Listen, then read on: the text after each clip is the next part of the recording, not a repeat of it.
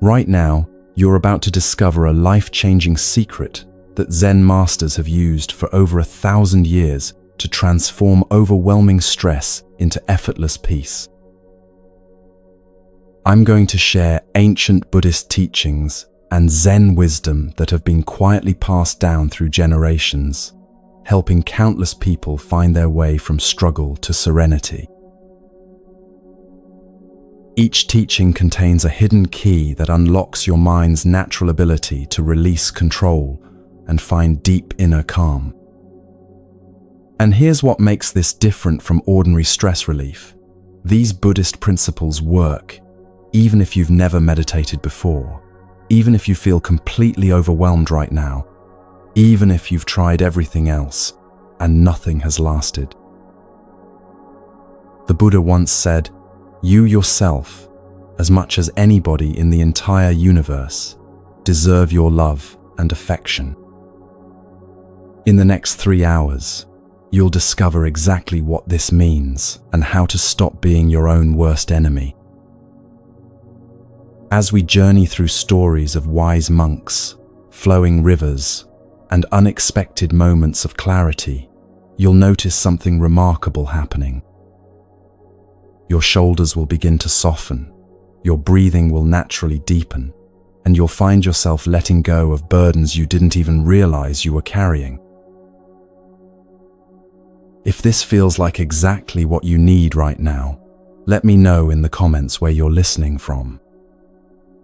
So make yourself comfortable, grab a soft blanket or pillow, let your body settle into this moment. Take one deep breath with me now. And as you exhale, know that you've just taken the first step toward learning how to let life support you instead of fighting it every single day.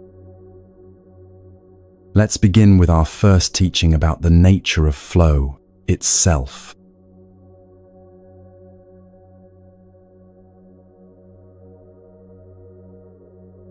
There's a reason you feel like you're swimming upstream every single day. You've been taught that life is something to conquer, that peace is something to achieve, that happiness is something to chase down and capture before it slips away. But what if I told you that this very approach, this constant fighting and forcing, is exactly what's been keeping you trapped in cycles of exhaustion and overwhelm? In ancient China, there lived a Zen master named Chuang Tzu, who watched a butcher work with such effortless grace that his knife never dulled, even after 19 years of use. When asked about his secret, the butcher smiled and said, "I don't cut through the bone, I find the spaces between." This simple story holds the key to everything we're going to explore together tonight. You see, life isn't meant to be a battle. The Buddha discovered this truth 2,500 years ago when he realized that our suffering doesn't come from life's difficulties, it comes from our resistance to them. Every time you tense up against what's happening, every time you fight what is, you're cutting through bone instead of finding the natural spaces where movement flows effortlessly. In Buddhist teaching, this effortless way of being is called Wu Wei, action without forcing, movement without struggle. It's not about being passive or giving up on your dreams. It's about learning to work with life's natural rhythms instead of against them, like a skilled sailor who uses the wind instead of fighting it. Think about your breathing right now. You're not forcing each breath to happen. It's flowing naturally, effortlessly, without your conscious control.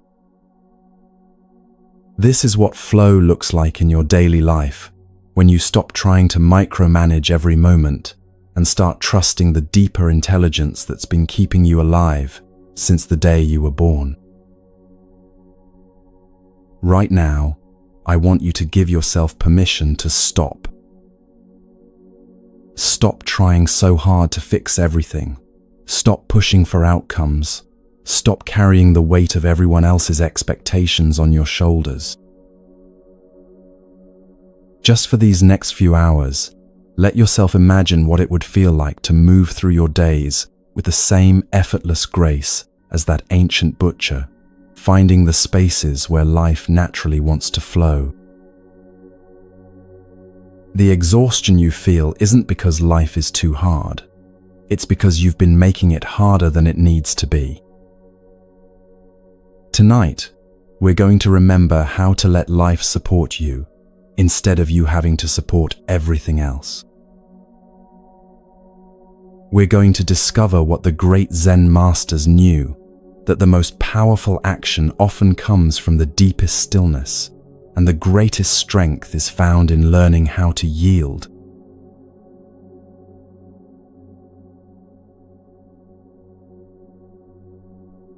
There's a profound truth that will change everything about how you see your struggles, and it's hiding in plain sight in every moment of your life.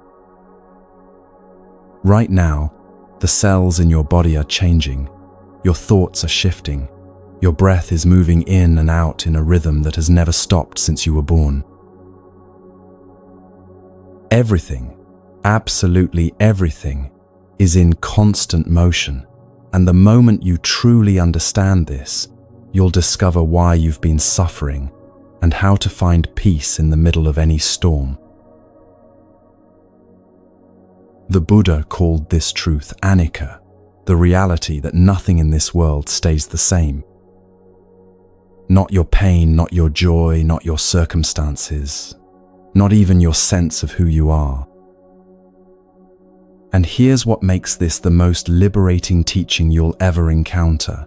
The very thing you think is causing your suffering, that difficult situation, that overwhelming emotion, that person who hurt you, it's already changing, right now, even as we speak. Let me tell you about a Zen master who lived in ancient Japan, a woman named Myoan, who ran a small tea house near a mountain temple. Every morning, travelers would stop for tea before continuing their difficult journey up the mountain path. One day, a merchant arrived in terrible distress, his cart broken, his goods scattered, his livelihood seemingly destroyed. "Master Myoan," he cried, "I have lost everything. My family will starve, my reputation is ruined, my life is over." The master calmly poured him tea and said, "Tell me, honored guest, is the water in this cup the same water that was in the river yesterday?" The merchant looked confused. "Of course not, master. Water flows. It's always moving, always changing." Myoan smiled gently. "And yet, you believe your circumstances are frozen in place forever?"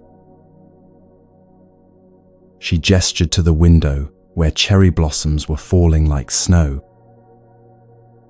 "Those flowers were buds last month, they're petals today, and tomorrow they'll be soil feeding new growth.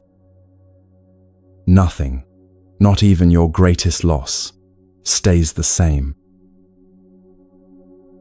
The question is, will you flow with the changes, or will you try to hold back the river with your bare hands?" This story isn't just a beautiful metaphor, it's a direct pointing to the source of all human suffering. We suffer not because life is difficult, but because we resist the natural flow of change. We cling to moments of happiness as if we could freeze them forever, and we push away moments of pain as if they were permanent fixtures in our lives. But the Buddha saw clearly that this clinging, this desperate attempt to control what cannot be controlled, is like trying to cup water in your hands and then crying when it inevitably flows through your fingers. think about your own life right now. Is there something you're holding on to so tightly that your knuckles are white? Maybe it's a relationship that's changing, a job that's ending, a version of yourself that no longer fits. Or perhaps you're pushing against something with all your might, an illness, a loss, a disappointment that feels too heavy to bear. The exhaustion you feel isn't coming from the situation itself, it's coming from your resistance to the natural flow of change. The Buddha once said, "Of all footprints, that of the elephant is supreme. Similarly, of all meditative themes, that on death is supreme." This isn't meant to be morbid or frightening. It's meant to wake us up to the preciousness of this very moment. When we truly understand that nothing lasts forever, something beautiful happens. The difficulties that once seemed insurmountable begin to feel lighter because we know they're temporary. The beautiful moments become even more precious because we're not taking them for granted. Let me share another story, this one about a young monk named Ijo who struggled terribly with anger. Every time someone criticized him or things didn't go his way, he would explode in rage, then spend days consumed with guilt and shame. His teacher, Master Dogen, watched this pattern repeat for months without saying a word. One autumn morning, Ijo stormed into the meditation hall after another outburst, his face red with frustration. "Master," he cried, "I am a failure as a monk. This anger keeps returning no matter how hard I fight it. I am the same terrible person I was when I arrived here."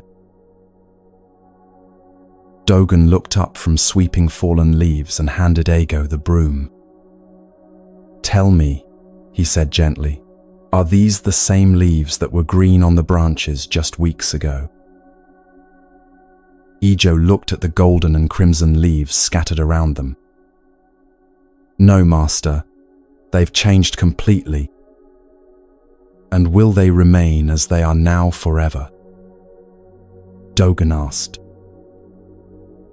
"No," Ijo replied, beginning to understand. "They'll decompose and become soil for new growth." "Then tell me," Dogen smiled, "if even these leaves cannot remain the same, how is it possible that your anger, or your guilt about it, could be permanent?" "Your anger arises, peaks like a wave, and naturally subsides. Your guilt about the anger does the same. The only thing that remains constant is your belief that these temporary states define who you are. But you, young monk, are more like the sky than the weather, vast enough to hold all storms, unchanged by their passing." This teaching transformed Ijo's life, and it can transform yours too. You are not your emotions, you are the awareness that experiences them. You are not your circumstances, you are the consciousness that witnesses them unfold. And just as storms pass through the sky without damaging it, all of your experiences, both wonderful and terrible, pass through the vast space of your awareness, without defining or limiting who you truly are. But let's bring this wisdom down to earth, into the very real struggles you're facing right now. Maybe you're dealing with anxiety that feels overwhelming and endless. The teaching of impermanence reminds you that anxiety is not a solid thing. It's a constantly shifting experience that rises and falls like waves in the ocean. When you stop fighting the wave and start watching its natural rhythm, you discover that even the most intense anxiety has peaks and valleys, moments of intensity and moments of calm. I want to tell you about a businessman named Tanaka who came to see Master Huang Po in ancient China. Tanaka was successful by every measure, wealthy, respected, powerful, but he was tormented by anxiety about losing everything he had built. He couldn't sleep, couldn't enjoy his success, couldn't stop worrying about the future. "Master," he pleaded, "please give me a teaching that will end my suffering. I will pay any amount, make any donation to your temple." Huang Po smiled and picked up a beautiful porcelain cup, one of the finest pieces in the monastery. Without warning, he dropped it on the stone floor, where it shattered into countless pieces. Tanaka gasped in horror. "Master, that cup was priceless. Why did you destroy something so beautiful?" Huang Po looked at him with infinite compassion. "Tell me, honored guest, are you suffering because the cup is broken, or because you believed it would last forever?" "The cup fulfilled its purpose perfectly," the master continued. "It held tea, brought beauty to our lives, and now it teaches us the most important lesson of all, that nothing in this world is permanent, and trying to make it so is the source of all our pain. Your anxiety isn't protecting your business, it's preventing you from enjoying the success you have right now. What if, instead of clinging to what you've built, you learned to appreciate it like a beautiful flower that blooms for a season?" Tanaka stared at the broken pieces, and suddenly something inside him broke too, not his spirit, but his desperate need to control the uncontrollable. Tears streamed down his face as he realized he had been spending all his energy trying to make permanent what was naturally temporary. From that day forward, he ran his business with the same skill and dedication, but without the crushing weight of needing it to last forever. Paradoxically, when he stopped clinging so tightly, his business thrived even more because he could make decisions from clarity rather than fear. Or perhaps you're grieving a loss that feels too big to survive. Impermanence doesn't diminish your grief or tell you to get over it. Instead, it offers you the profound comfort of knowing that even the deepest pain is not a permanent resident in your heart. It moves, it shifts, it transforms. The raw, sharp edges of fresh grief gradually soften into tender memories. The overwhelming waves slowly become gentler swells. And eventually, what once felt like it would destroy you becomes the fertile ground from which compassion and wisdom grow. There was once a mother named Kisa Gotami who lost her young son to illness. Mad with grief, she carried the child's body from house to house, begging for medicine to bring him back to life. The people of her village, moved by her pain but knowing her request was impossible, sent her to the Buddha. When she arrived, clutching her son's body, the Buddha looked at her with infinite tenderness. "I will help you," he said gently, "but first, you must bring me a mustard seed from a house where no one has ever died." Hope flickered in Kisa Gotami's eyes as she set out on this mission. She went to the first house, a wealthy merchant's home. "Please," she begged, "give me a mustard seed. My son has died and the Buddha says this will help." The family was moved by her pain and immediately offered her not just one but many mustard seeds. "But wait," Kisagotami asked, "has anyone in your household ever died?" The merchant's wife nodded sadly. "Yes, my father passed last year, and my brother the year before." Kisagotami moved to the next house, then the next, and the next. Everywhere she went, people were eager to help, but in every single home, someone had experienced the loss of a loved one. As the day wore on, something began to shift in her understanding. She was not alone in her suffering. Loss and death were part of the universal human experience. By evening, she had not found a single household untouched by death. She sat by the river, still holding her son, and finally understood what the Buddha had been trying to teach her. Death was not a cruel exception that had singled her out. It was the natural completion of every life, as inevitable as sunset after sunrise. Her grief was real and valid, but it was also part of the shared human experience of loving and losing. With tears of both sorrow and understanding, she gently laid her son's body to rest and returned to the Buddha. "Master," she said, "I could not find the mustard seed you requested.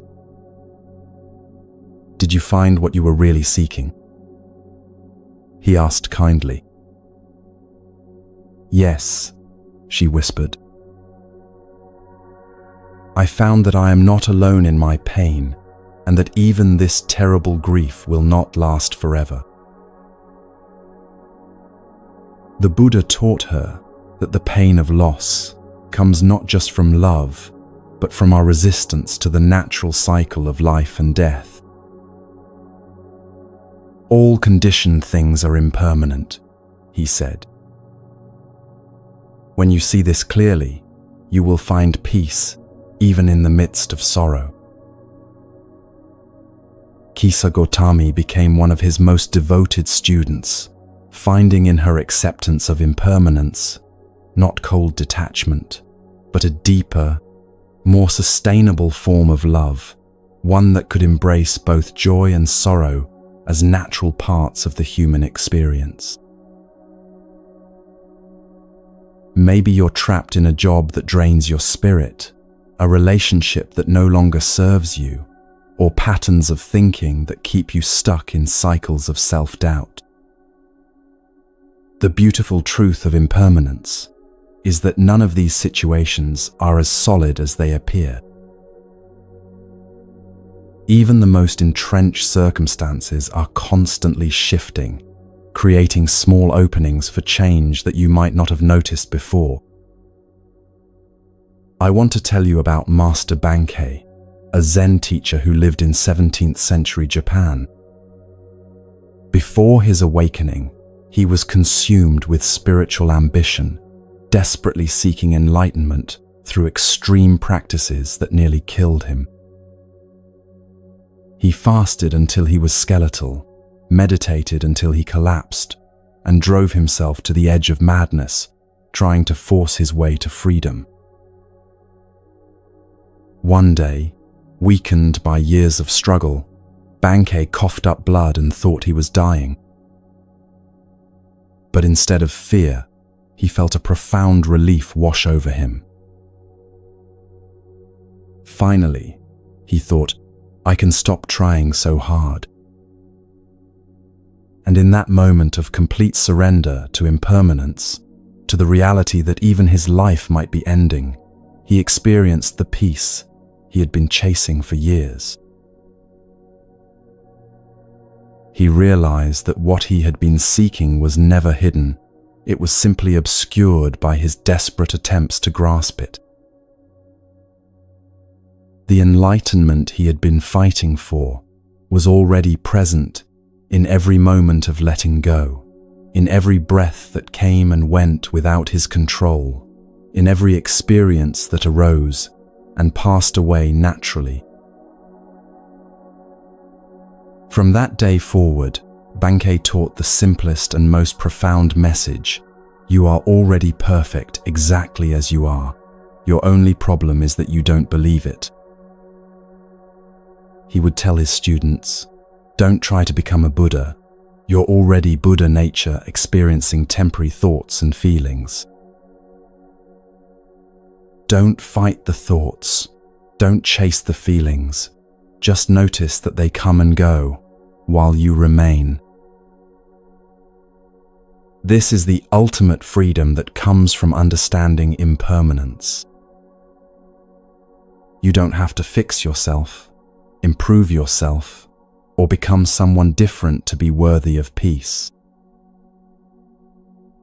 You simply have to stop clinging to the temporary experiences that flow through your awareness and remember that you are the vast, unchanging space in which all change occurs. Let me offer you a practice that can help you experience this truth directly.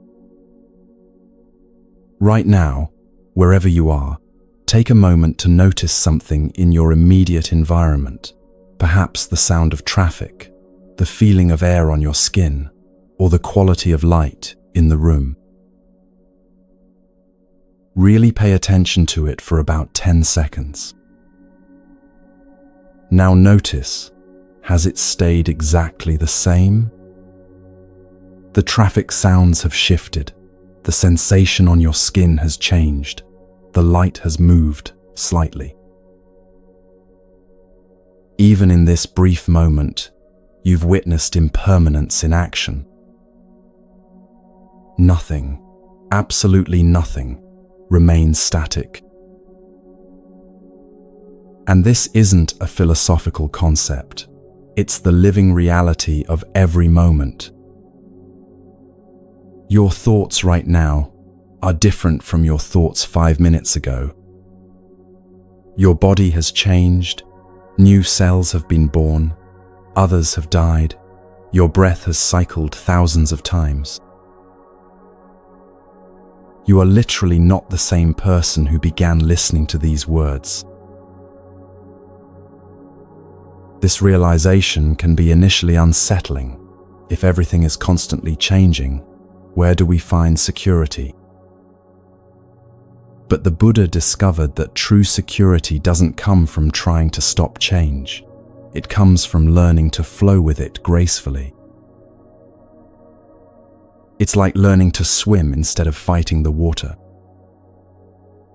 The water will always be stronger than you, but when you stop fighting it and start moving with its currents, it becomes your ally instead of your enemy.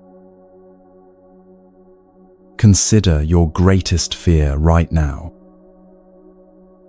Maybe it's the fear of loss, of failure, of being alone, of not being good enough. That fear feels so solid, so permanent, doesn't it? But watch it closely over the next few days. Notice how it changes intensity, how it comes and goes, how it's stronger in the morning or evening, how it shifts based on your thoughts, your environment, your physical state. You'll begin to see that even your deepest fears are not solid entities. They're constantly changing experiences that only have power when you believe they're permanent. The same is true for your pain, your anger, your sadness, your loneliness. And here's the beautiful paradox. It's also true for your joy, your love, your moments of peace and clarity. When you stop clinging to the positive experiences, trying to make them last forever, you actually allow yourself to enjoy them more fully. When you stop resisting the difficult experiences, knowing they're temporary, they lose their power to overwhelm you. There's an ancient Zen saying, "You are perfect as you are, and you could use a little improvement." This isn't a contradiction, it's pointing to the dynamic nature of existence. You are perfect in this moment, exactly as you are, because this moment is all there is. And you are also constantly changing, constantly growing, constantly becoming something new. The improvement happens naturally when you stop fighting the flow of change and start trusting it. The Buddha taught that there are 3 marks of existence: impermanence, suffering, and non-self. We suffer because we don't understand impermanence, and we don't understand impermanence because we cling to a solid sense of self that doesn't actually exist. But when we begin to see clearly that everything is constantly changing, including our sense of who we are, we discover a freedom that can't be taken away by any external circumstance. Let me tell you one more story about a master named Joshu who lived to be 120 years old. Students would often ask him how he maintained such peace and vitality despite his great age and the many changes he had witnessed. His answer was always the same: "I don't try to hold on to yesterday or reach for tomorrow. I simply meet each moment as it comes, like an old friend I haven't seen in a while." When pressed to explain further, Joshu would smile and say, "Each breath is brand new, each heartbeat unique, each moment unrepeatable. Why would I waste such gifts by wishing they were different? I am curious to see what each moment will teach me, what each change will reveal. Growing old is just another way of flowing. I don't resist the river of time. I let it carry me toward whatever comes next." This is the essence of living in harmony with impermanence, not passive resignation, but active engagement with the flow of life. When you understand that change is not your enemy but your teacher, you begin to approach each day with curiosity instead of dread. You start to see challenges as opportunities for growth, losses as chances to discover what truly matters, and uncertainty as the space where new possibilities can emerge. Tonight, as you continue listening to these words, I invite you to practice the art of letting go. Not letting go of what you love, but letting go of your desperate need to control how long it lasts. Not letting go of your dreams, but letting go of your attachment to exactly how they must unfold. Not letting go of caring, but letting go of the exhausting burden of trying to manage every outcome. Remember the merchant whose cart was broken, and how Master Mayawan taught him to see his circumstances as temporary. He learned to rebuild his business with a new understanding that success and failure are both temporary visitors, and his happiness didn't depend on controlling which one was visiting at any given time. He became successful again, but more importantly, he became free from the fear of loss, because he understood that loss, like everything else, is temporary. This is the gift that awaits you when you truly embrace the truth of impermanence. You become like water, flexible, responsive, able to flow around obstacles instead of being stopped by them. You become like the sky, vast enough to hold any weather unchanged by the storms that pass through. You become like the ancient masters who found peace, not in controlling life, but in dancing with its ever-changing rhythms.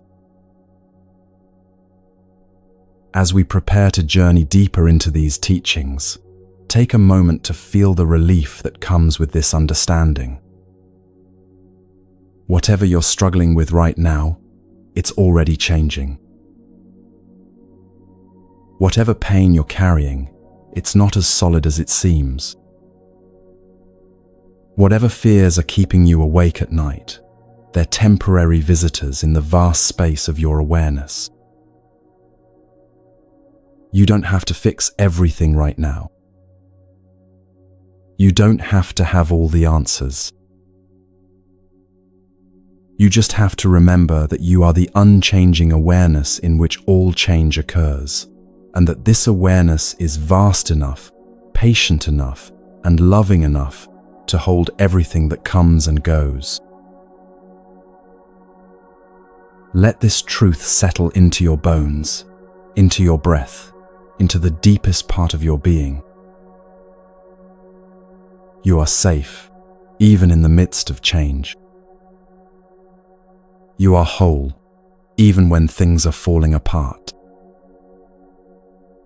And you are free, free to flow with life instead of fighting it, free to trust the process instead of controlling it, free to find peace in the very impermanence that once frightened you.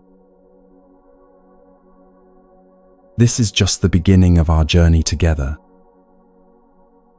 There are deeper truths to explore, more stories to share, and greater freedoms to discover. But for now, rest in this knowing, change is not your enemy.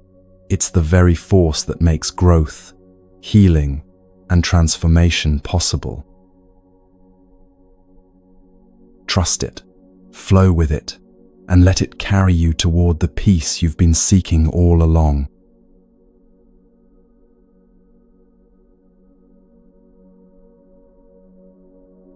Right now, as you listen to these words, there's something happening that you've probably never noticed before. You're carrying around an invisible story about who you are, a collection of labels, memories, beliefs, and judgments that you've mistaken for your true self. This story feels so real, so solid, so fundamentally you, that questioning it might seem impossible or even frightening. But what if I told you that this story, this sense of being a fixed, unchanging person, is actually the source of most of your suffering, and that learning to see through it is the key to a freedom you never imagined possible? The Buddha made one of the most radical discoveries in human history when he realized that what we call self is actually an elaborate illusion. He called this insight anatta, or anatman, the teaching that there is no fixed, permanent self to be found anywhere in our experience. This doesn't mean you don't exist. Of course you do. But it means that who you really are is far more spacious, flexible, and free than the narrow story you've been telling yourself. Let me share with you the story of a young woman named Sari, who lived in ancient India during the Buddha's time. She was known throughout her village as the angry one, a person so defined by her quick temper that people would whisper warnings to each other when she approached. Sari herself had completely identified with this role, believing deeply that anger was simply who she was, part of her unchangeable nature. One day, exhausted by the weight of her reputation and the constant conflict it created, Sari sought out the Buddha. "Blessed One," she said, her voice tight with frustration, "I am cursed with a terrible nature. I am an angry person. and I cannot change this about myself. Everyone knows it, everyone expects it, and I'm tired of disappointing people when I try to be different." The Buddha looked at her with infinite compassion and asked a simple question. "Tell me, when you were sleeping last night, were you angry?" Sari looked confused. "No, of course not. I was asleep." "And when you were laughing with a child yesterday, I saw you playing with your neighbor's daughter. Were you angry then?" "No," she admitted quietly. "I felt joy." "Then tell me," the Buddha continued gently, "if you were truly an angry person, if anger was your fixed nature, how could you ever experience anything else? How could you sleep peacefully, laugh joyfully, or even feel curiosity about changing? What you call your anger is actually a temporary visitor in the vast space of your awareness, a cloud passing through the sky, not the sky itself." This conversation changed Sari's life completely. She began to see that she had been confusing temporary experiences with permanent identity. The anger that arose in her was real, but it wasn't who she was. It was simply a conditioned response that had become a habit. When she stopped defending her identity as an angry person, she created space for other qualities to emerge: patience, kindness, wisdom that had always been there, but were hidden beneath her fixed self-image. This is exactly what's happening in your own life right now. You've created a story about who you are based on your past experiences, your successes and failures, your personality traits, your relationships, your career, your beliefs. And while these elements are part of your experience, they are not the totality of who you are. They're more like clothes you're wearing. They can be changed, adjusted, or removed entirely without affecting the essential you that remains underneath. The Buddhist teaching of non-self isn't asking you to become nobody.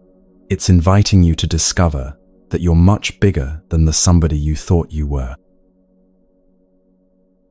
Think about it. You've been many different people throughout your life.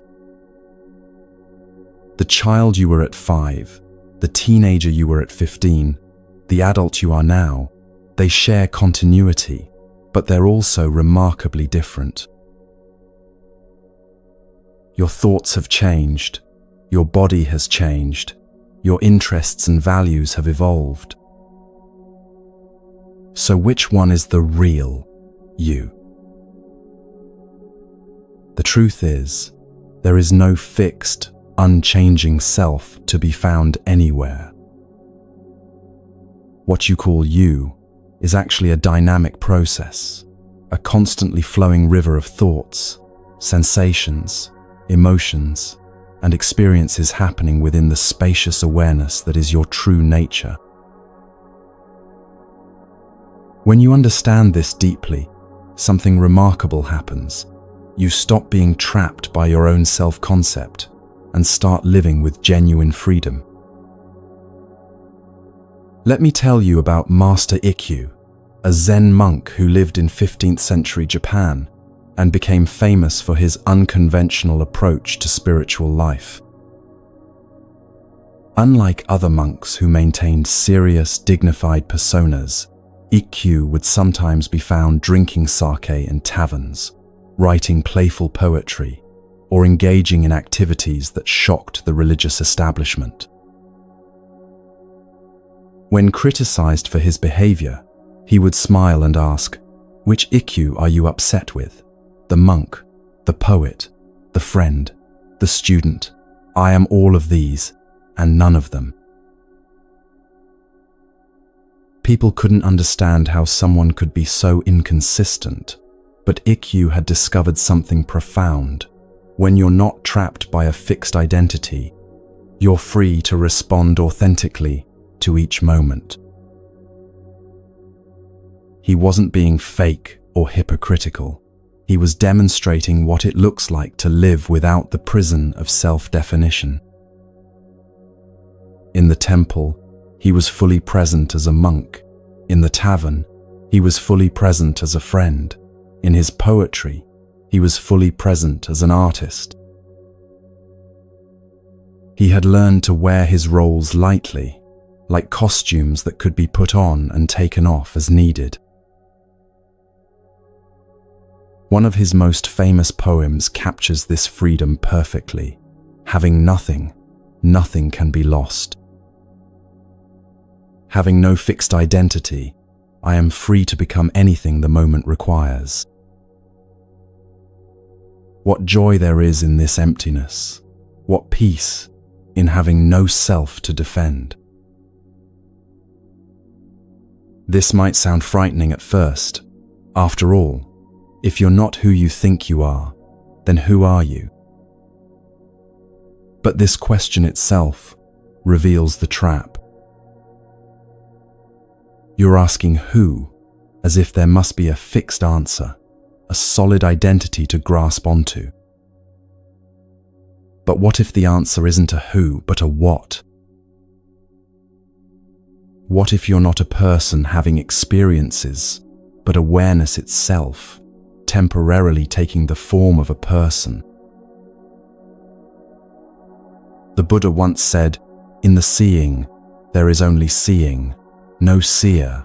In the hearing, there is only hearing, no hearer. In the thinking, there is only thinking, no thinker." This points to a radical truth. What you call yourself is actually just awareness, experiencing different phenomena, moment by moment. There's no separate entity standing apart from experience, observing it from the outside. There's just the pure experiencing itself. Let me share another story about a wealthy merchant named Chen, who came to visit Master Yunmen in ancient China. Chen was deeply troubled because he felt like a fraud in every aspect of his life. "Master," he confided, "at home, my family sees me as a devoted father and husband, but inside, I often feel impatient and selfish. In business, people respect me as an honest merchant, but I sometimes have greedy thoughts. In the community, I'm known as a generous donor to the temple, but my motivations aren't always pure. I feel like I'm living multiple lives, wearing different masks for different people. Which one is the real me?" Yunmen listened patiently, then picked up a mirror from his desk. "Tell me," he said, "when this mirror reflects the mountain, is it a mountain mirror? When it reflects the sky, is it a sky mirror? When it reflects your face, is it a Chen mirror?" "No, Master," Chen replied, beginning to understand. "It's just a mirror, reflecting whatever appears before it." "Exactly, Yun," Men smiled. "You are like this mirror, pure awareness reflecting different experiences, different roles, different aspects of being human. The problem isn't that you have multiple facets. The problem is that you believe you must be only one fixed thing. A mountain doesn't stop being a mountain when clouds pass over it, and you don't stop being you when different thoughts and feelings arise. The mirror is never stained by what it reflects, and your true nature is never limited by the temporary experiences that appear within it. This teaching transformed Chen's relationship with himself completely. He stopped trying to maintain a consistent personality and started appreciating the richness of his multifaceted humanity. He could be genuinely patient with his children while acknowledging moments of irritation. He could be honestly generous while recognizing mixed motives. He could be authentically spiritual while embracing his human imperfections. He discovered that authenticity doesn't mean being consistent. It means being honest about the full spectrum of your experience, without needing to defend or justify any of it. This is what the Buddha meant when he taught about the 5 aggregates: form, sensation, perception, mental formations, and consciousness. He showed that what we call self is actually these 5 constantly changing processes working together, with no fixed entity controlling or experiencing them. It's like a symphony. There's music, but no separate musician apart from the playing. There's melody, harmony, and rhythm, but no solid symphony self that exists independently of these elements. When you really understand this, something profound shifts in how you relate to your problems. You stop taking your thoughts so personally because you realize they're just mental formations arising and passing away in awareness. You stop being so defensive about criticism because you're not protecting a fixed image anymore. You stop feeling trapped by your past because you realize that the person who had those experiences was already a different configuration of the 5 aggregates than who you are now. Let me tell you about a modern application of this ancient wisdom. There was a woman named Sarah who came to understand non-self during a particularly difficult period in her life. She had recently gone through a divorce, lost her job, and was struggling with depression.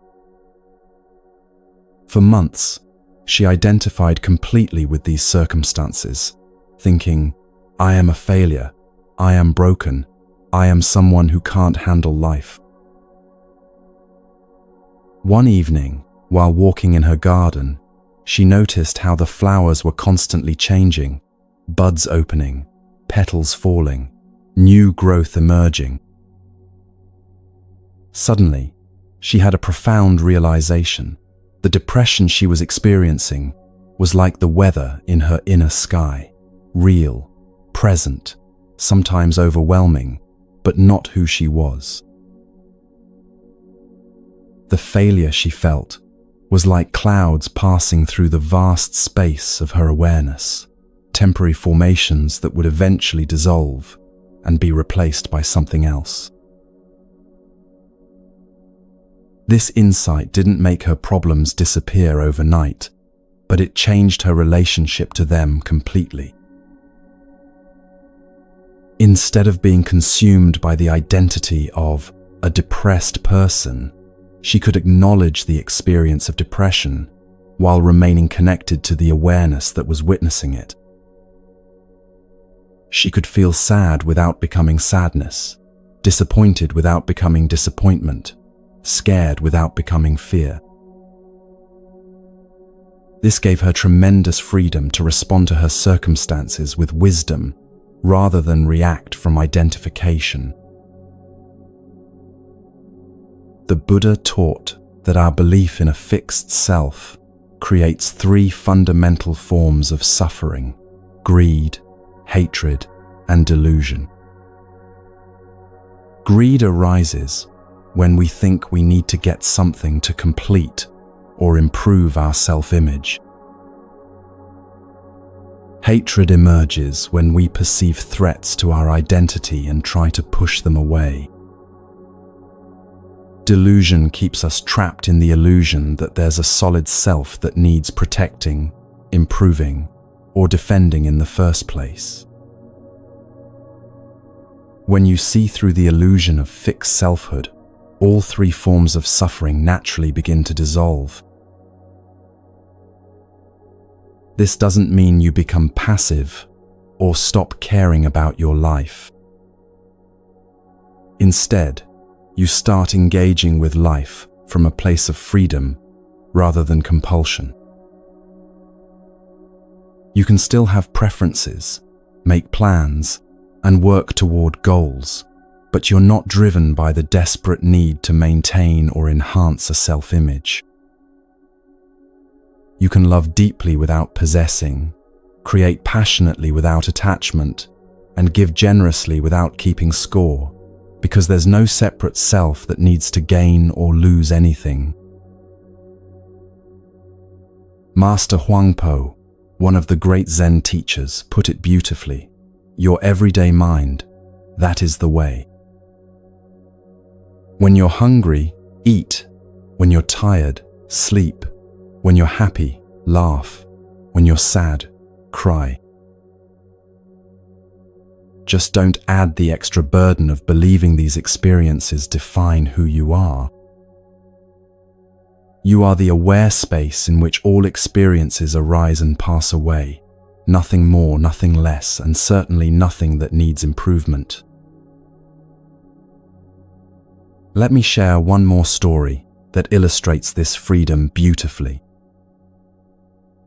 There was a famous actor in ancient China named Li Wei, who was renowned for his ability to portray any character with complete authenticity. Whether he was playing a king or a peasant, a villain or a hero, audiences believed completely in his performance. When asked about his secret, Li Wei would smile and say, "I have no fixed character of my own, so I can become anyone the story requires." One day, a young actor approached him, frustrated by his own limitations. "Master Li," he said, "I want to be a great actor like you, but I keep getting trapped in my own personality. How can I learn to disappear into my roles?" Li Wei looked at him with twinkling eyes. "First, you must discover that there is no fixed personality to get trapped in. What you call your personality is just another character you've been playing for so long that you've forgotten it's a role." "But if I'm not my personality," the young man asked, "then who am I?" Li Wei laughed gently. "You are the one who can play any role, because you are not limited by any role. You are the awareness that can witness kings and beggars, heroes and villains, joy and sorrow, without being defined by any of them. This is why great acting and great wisdom are the same thing. Both require you to be fully present without being trapped by identity." This is the invitation that Buddhist teaching offers you, to discover the freedom of living without being imprisoned by your own self-concept. You can still have a personality, still have preferences and opinions and ways of being in the world, but you hold them lightly, like costumes in a vast wardrobe, rather than chains around your neck. When you begin to see through the illusion of fixed selfhood, several beautiful things start to happen. First, you become much more compassionate toward yourself and others, because you realize that everyone is just doing their best from within their own limited self-stories. That person who cut you off in traffic isn't a bad person. Their awareness temporarily identified with stress, hurry, or distraction.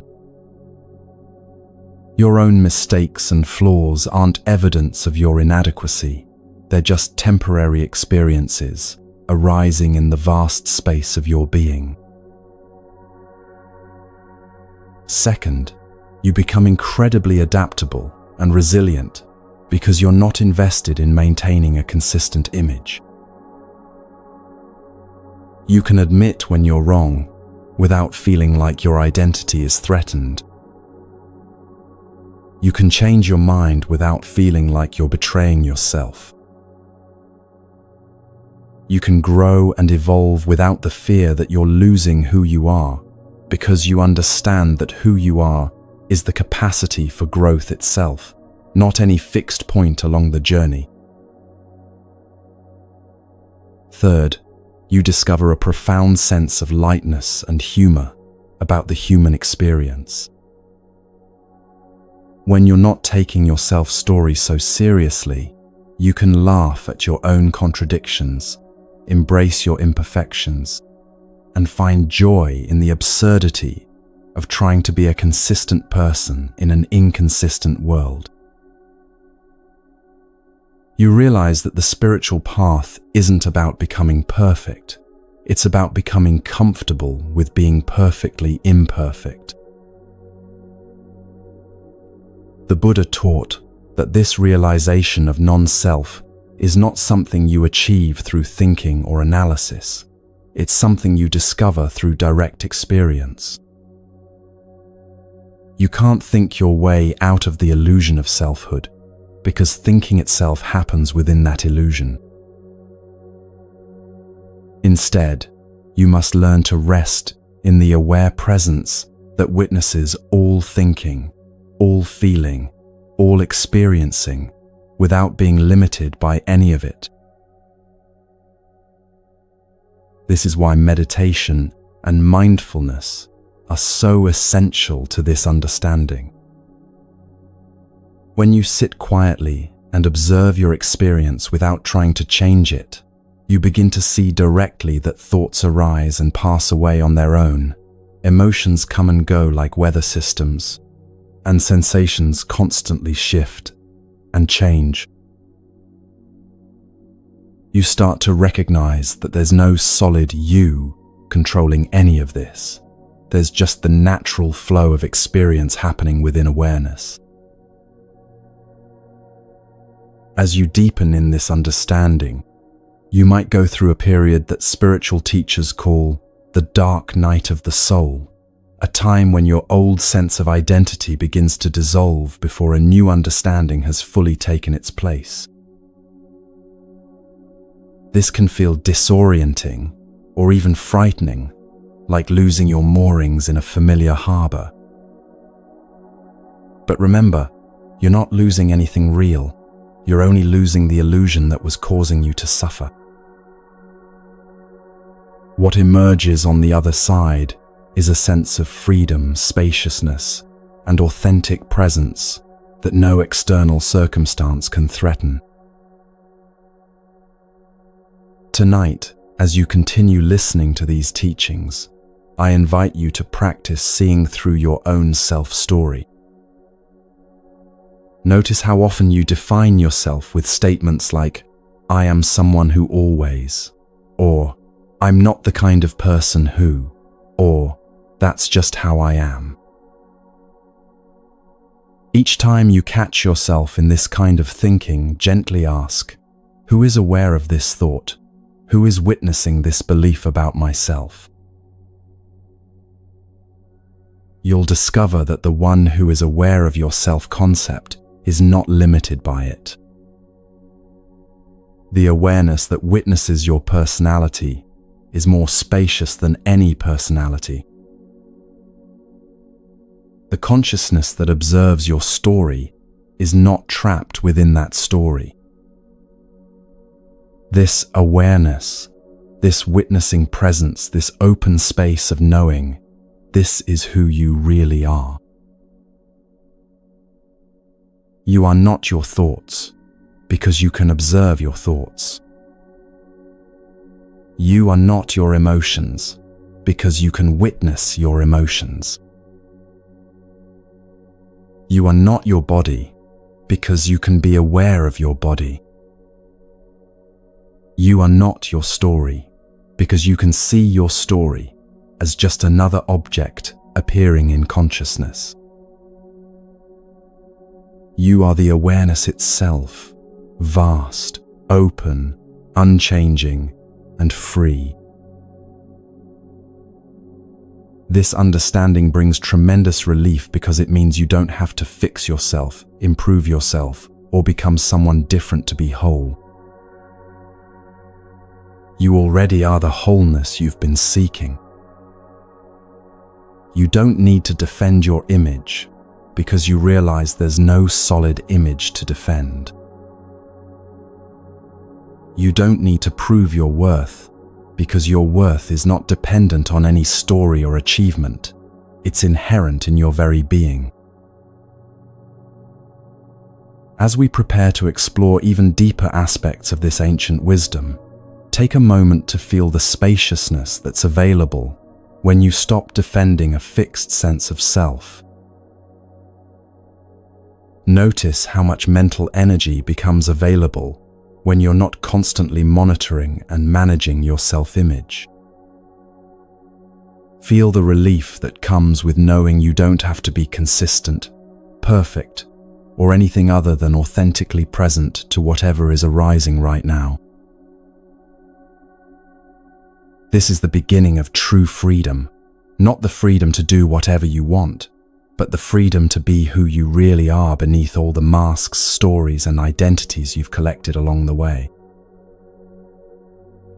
You are vast enough to contain all possibilities, flexible enough to respond to any situation, and free enough to love without limitation. This is your birthright, your true nature, and the foundation of all genuine peace and happiness. Let this understanding settle into your bones, into your breath, into the deepest recognition of your being. You are not who you think you are. You are so much more. You are the space in which all identities arise and dissolve, the awareness in which all stories come and go, the love that needs no reason, and the peace that passes all understanding. Rest here, in this recognition, as we continue our journey into the heart of what it means to live with complete freedom and authentic presence.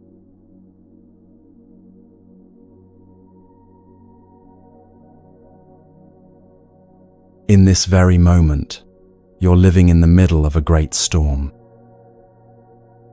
Not just the external chaos of modern life, the endless notifications, the competing demands, the pressure to be more, do more, achieve more, but the internal storm of your own mind, trying to find solid ground in a world that refuses to stand still. You've probably tried both extremes, sometimes pushing harder, forcing solutions, gripping tightly to control, other times retreating, avoiding challenges, numbing yourself to escape the overwhelm. But what if I told you there's a third way, an ancient path discovered by the Buddha himself that leads directly through the center of the storm to a place of unshakable peace? This is the middle way, and it might be the most practical spiritual teaching ever discovered. It's not about finding some perfect balance point and staying there.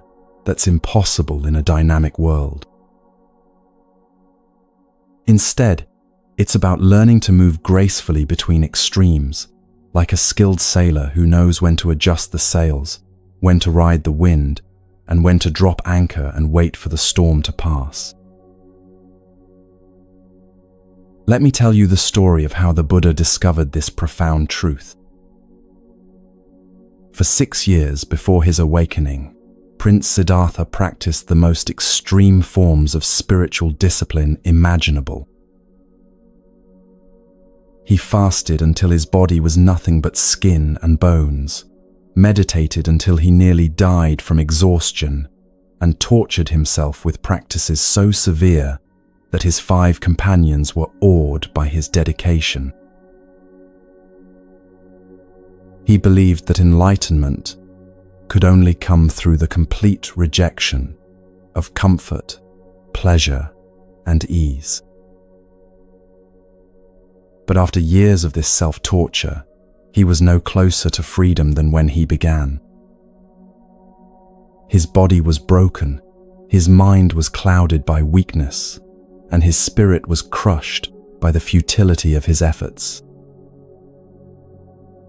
One day, as he sat by a river barely conscious from hunger, he heard a music teacher instructing his student on tuning a sitar. "If you tighten the strings too much," the teacher said, "they will snap and produce no music. If you leave them too loose, they will produce only noise. But when the tension is just right, neither too tight nor too loose, the most beautiful music can emerge." In that moment, Siddhartha understood everything. He had been tightening the strings of his spiritual practice until they were about to snap, creating not beautiful music but the harsh discord of self-destruction. Before his spiritual quest, he had lived with strings too loose, indulging in every pleasure without awareness or purpose. Neither extreme had brought him closer to truth. That very day, he accepted food from a village girl named Sujata, breaking his fast and shocking his companions who believed he had given up his spiritual quest. But Siddhartha had not given up. He had discovered something far more profound than extreme discipline or extreme indulgence. He had found the middle way, the path of wise responsiveness that moves dynamically between extremes as each situation requires. That evening, sitting under the Bodhi tree, with his body nourished but not indulged, his mind alert but not strained, he achieved the enlightenment that had eluded him through years of extremes. This teaching is not just ancient history, it's the key to navigating the unique challenges of your modern life. Right now, you're probably caught in your own version of these extremes. In your work, you might swing between periods of intense drive and complete burnout. In your relationships, you might alternate between giving everything and withdrawing completely. In your self-care, you might go from strict discipline to total abandonment. The middle way offers you a different approach entirely.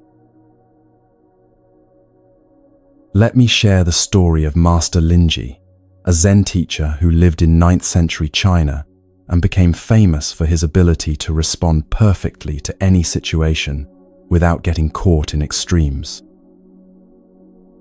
Students would come to him with the most complex problems, expecting elaborate philosophical answers, but Linji had a gift for cutting straight to the heart of things with startling simplicity. One day, a wealthy merchant named Wang arrived at the monastery in a state of complete agitation. "Master," he said, "I am torn between two impossible choices. My business is failing, and I must decide whether to take a huge risk that could save everything, or lose what little I have left, or play it safe and slowly watch everything I've built crumble away. Every advisor gives me different counsel. Some say be bold, others say be cautious. I'm paralyzed by the decision and running out of time." Linji listened calmly, then stood up and walked to a small garden where bamboo grew beside the monastery wall. He pointed to the bamboo swaying gently in the breeze. "Tell me," he said to Wang, "is this bamboo being bold or cautious?" Wang stared at the bamboo, confused. I don't understand, Master. It's just bamboo moving in the wind." "Exactly," Linji smiled. "It's not trying to be bold or cautious. It's responding to what is actually happening. When the wind is gentle, it sways lightly. When the wind is strong, it bends deeply. When there's no wind, it stands straight. It never breaks because it never fights the conditions, but it never gives up its essential nature either.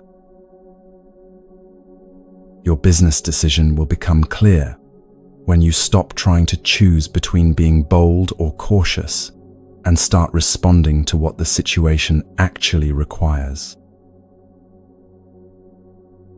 Wang spent the next 3 days at the monastery, not analyzing his business situation, but learning to quiet his mind enough to feel what was actually happening beneath all his fears and strategies.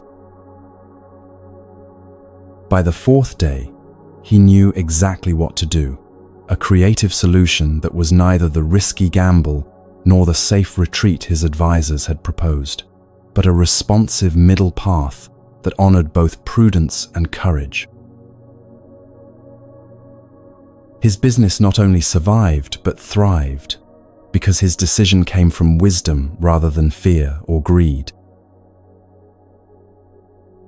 This is what the middle way looks like in practical application, not a rigid adherence to moderation, but a dynamic responsiveness that knows when to lean in and when to pull back, when to speak and when to remain silent, when to act and when to wait.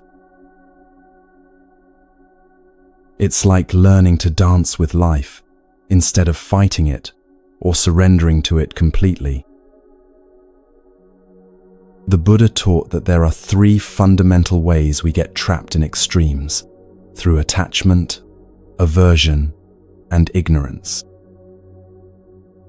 Attachment makes us cling too tightly, like over-tightening the strings of the sitar. Aversion makes us push too hard against what we don't want, creating resistance and conflict. Ignorance keeps us unconscious of what's actually happening, so we react from old patterns instead of responding to present reality. The middle way is the path of conscious, responsive engagement that avoids all 3 traps. Let me tell you about a modern woman named Maria, who discovered this balance during one of the most challenging periods of her life. She was a successful architect who had always lived in extremes, either working 18-hour days on projects or crashing into complete exhaustion for weeks at a time. Her relationships followed the same pattern: intense periods of connection, followed by emotional withdrawal when things got difficult.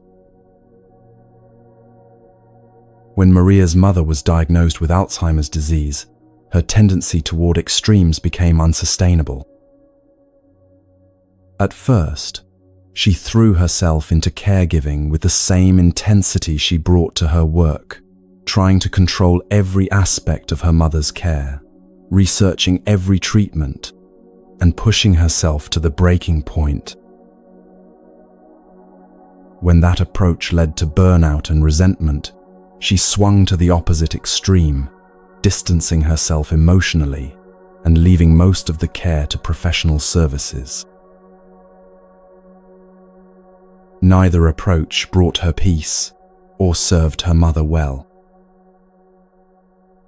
Through a friend, Maria discovered Buddhist meditation and began attending talks at a local Zen center. There, she learned about the middle way and began to apply it to her impossible situation.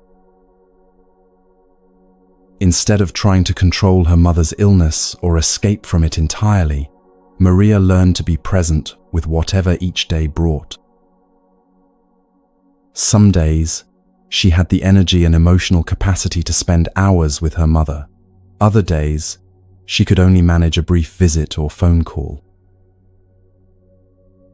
Instead of judging herself for these variations or trying to maintain perfect consistency, she began to honor her own rhythms and limitations while still showing up with love. She discovered that the middle way wasn't about doing less or doing more. It was about doing what was needed with awareness and compassion for both herself and her mother. On days when her mother was confused and agitated, Maria learned to stay calm and present, without trying to fix the situation. On days when her mother was lucid, she treasured their conversations without clinging to them or demanding they happen more often. This approach transformed not only her relationship with her mother's illness, but her entire way of being in the world. Her work became more sustainable because she learned to engage fully while recognizing her limits. Her relationships deepened because she could be present with both joy and difficulty without getting overwhelmed by either. She had found what the Buddha called the middle path that leads to peace, not a perfect balance, but a dynamic responsiveness that could meet any situation with wisdom. The middle way is especially crucial in our current cultural moment because we're constantly bombarded with messages that push us toward extremes. Social media feeds us either outrage or false positivity, with little space for the nuanced middle ground where most of life actually happens. Self-help culture often promotes either intense optimization or complete surrender, missing the gentle perseverance that creates lasting change. Political discourse has become so polarized that finding common ground feels almost impossible. But the Buddha's teaching shows us another way.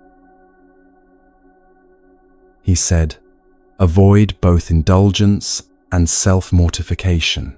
Neither leads to wisdom."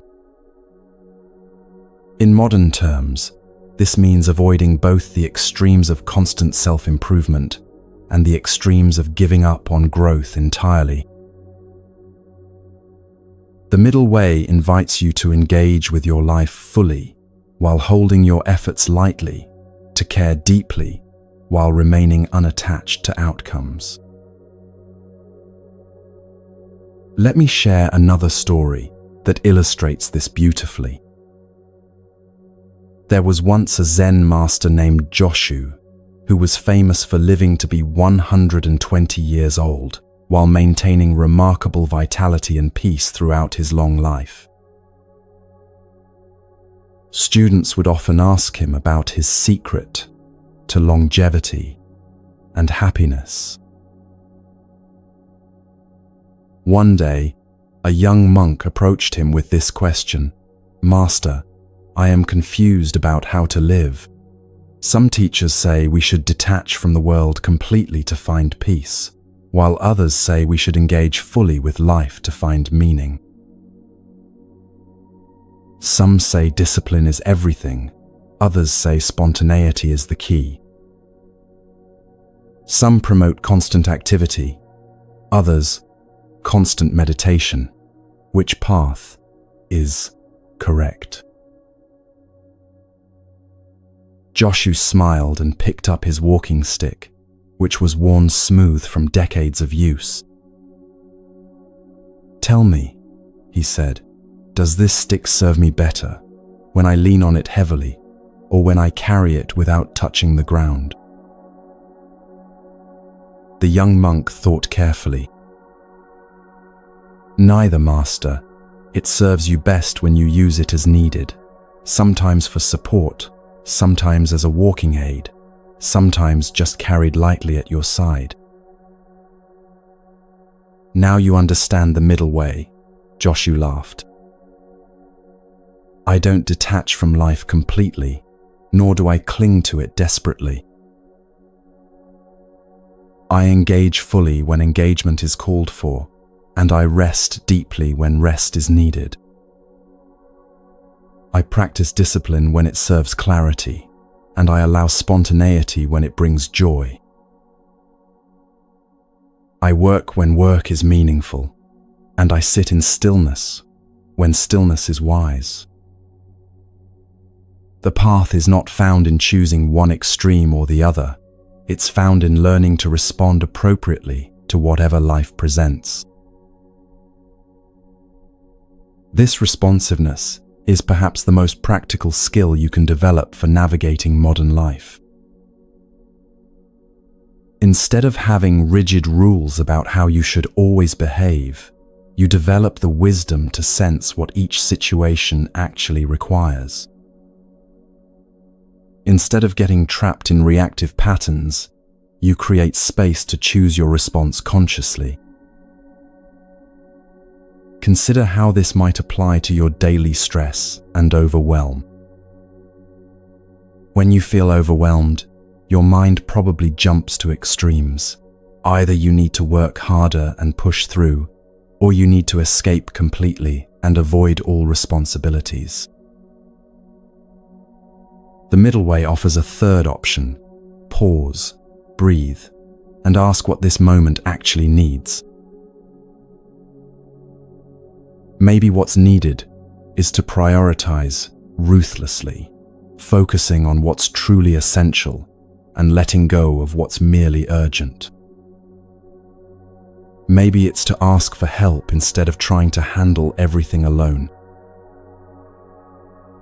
Maybe it's to take a genuine break, not an escape from responsibility, but a conscious restoration of your energy so you can meet your responsibilities more effectively.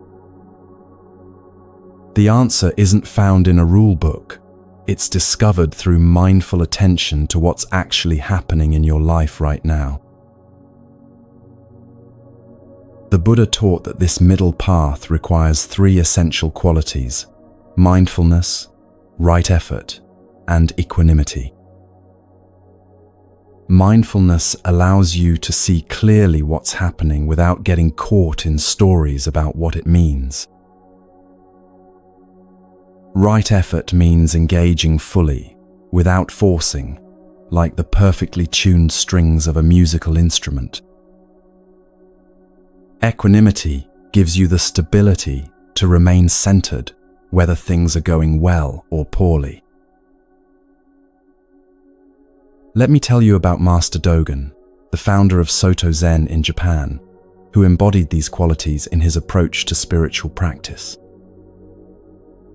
Unlike teachers who promoted intense retreats or dramatic breakthrough experiences, Dogen taught just sitting, a practice of meditation that was neither striving for special states nor spacing out in dullness. When students would come to him frustrated by their lack of dramatic spiritual experiences, Dogen would smile and say, "You are sitting Buddha right now. Why do you need to become something you already are?" When other students became lazy in their practice, thinking they didn't need to make any effort since they were already Buddha, he would gently but firmly guide them back to committed engagement. His teaching was perfectly calibrated to each person's tendency toward extremes.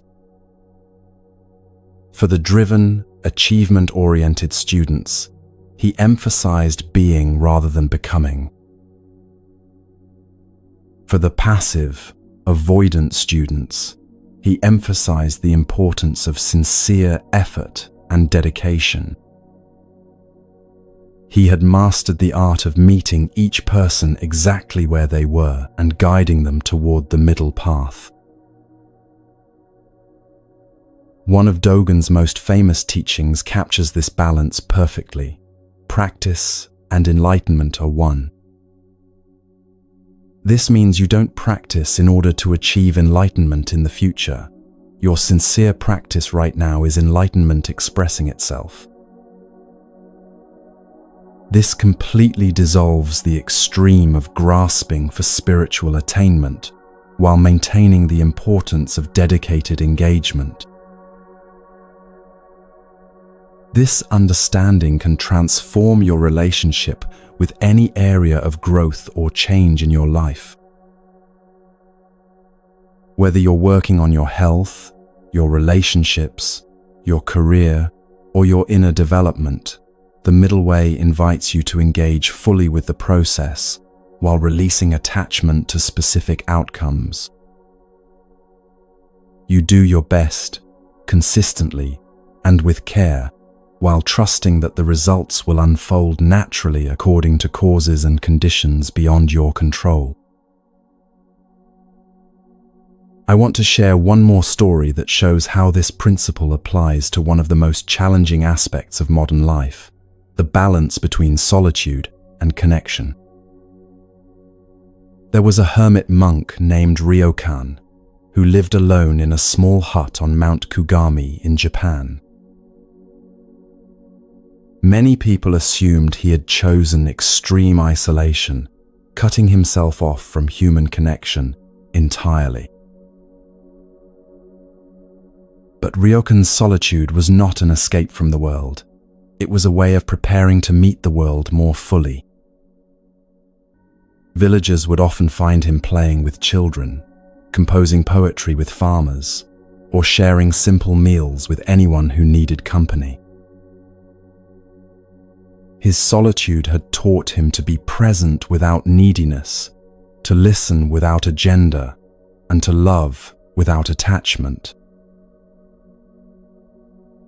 When asked about his unusual lifestyle, neither completely withdrawn nor fully engaged with society, Ryokan would say, "I retreat not to escape people, but to discover what I have to offer them. I engage not to fill my emptiness, but to share my fullness." Both solitude and connection become effortless when neither is driven by need. This is the essence of the middle way in relationships, learning to be alone without loneliness and connected without dependency. You cultivate the capacity to be complete within yourself while remaining open to deep intimacy with others. You neither cling to relationships out of fear of abandonment, nor avoid them out of fear of losing your independence. As you continue listening tonight, I want you to notice your own tendencies toward extremes. Do you tend to be over-responsible or under-responsible? Do you swing between perfectionism and giving up entirely? Do you alternate between people-pleasing and isolation? These patterns aren't moral failures. They're simply conditioned habits that developed as survival strategies at some point in your life. The middle way doesn't ask you to judge these tendencies or force yourself to change them immediately. Instead, it invites you to bring gentle awareness to them, to notice when you're being pulled toward an extreme, and to experiment with finding the responsive center between opposing forces. The Buddha said, "Better than 1,000 hollow words is one word that brings peace." The middle way is that one word, not a concept to understand intellectually, but a lived experience of moving through life with wisdom, balance, and responsive presence. It's the art of being fully engaged without being driven, completely relaxed without being passive, totally open without being naive. This path requires patience because it goes against our cultural conditioning toward quick fixes and dramatic solutions. The middle way is rarely dramatic. It's the quiet consistency of showing up day after day, the gentle persistence of staying present through both joy and difficulty, the humble wisdom of doing what's needed, without fanfare or recognition. But this patience is not passive waiting, it's active engagement with the present moment. It's the patience of a gardener who tends the soil, plants the seeds, and trusts the natural process of growth without trying to force flowers to bloom faster than their season allows. It's the patience of water that flows steadily around obstacles, neither rushing violently nor stagnating in pools, but finding the natural path forward through any terrain.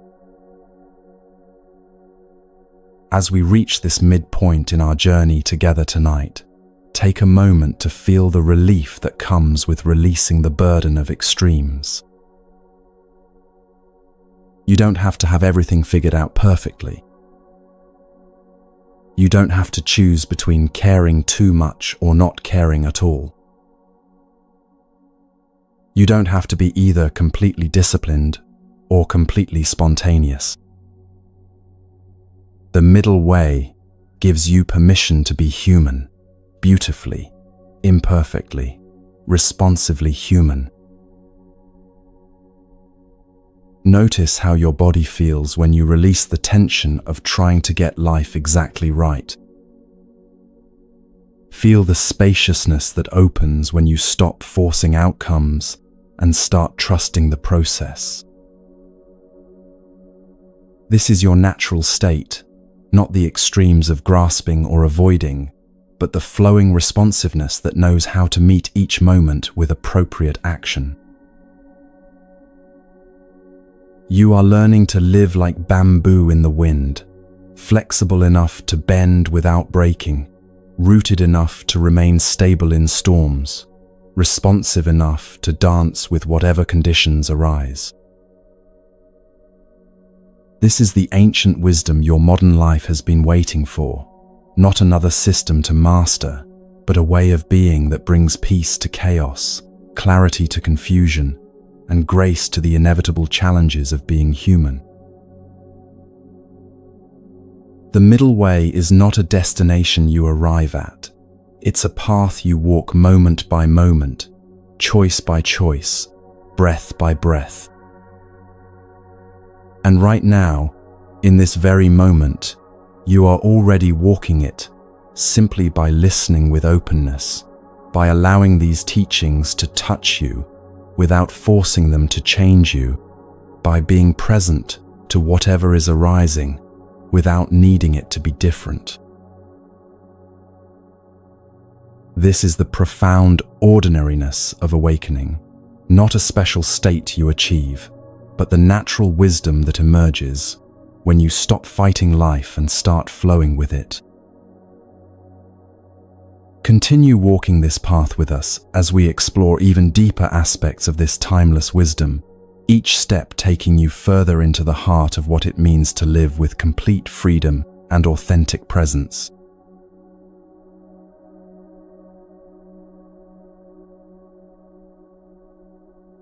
Right now, there's an ocean of feeling moving through you that you've probably been trying to control, manage, or escape your entire life. Waves of emotion rise and fall in your inner world.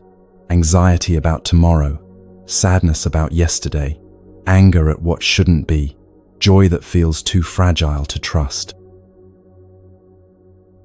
You've been taught to see these emotions as problems to solve, enemies to defeat, or weaknesses to overcome. But what if I told you that your emotions are not obstacles on your path to peace? They are the very waves that can carry you there. The Buddha discovered something revolutionary about human emotions that goes against everything our culture teaches us. He realized that we don't suffer because we have difficult feelings. We suffer because we resist them, fight them, or become completely identified with them. Emotions are like weather patterns in the vast sky of your awareness.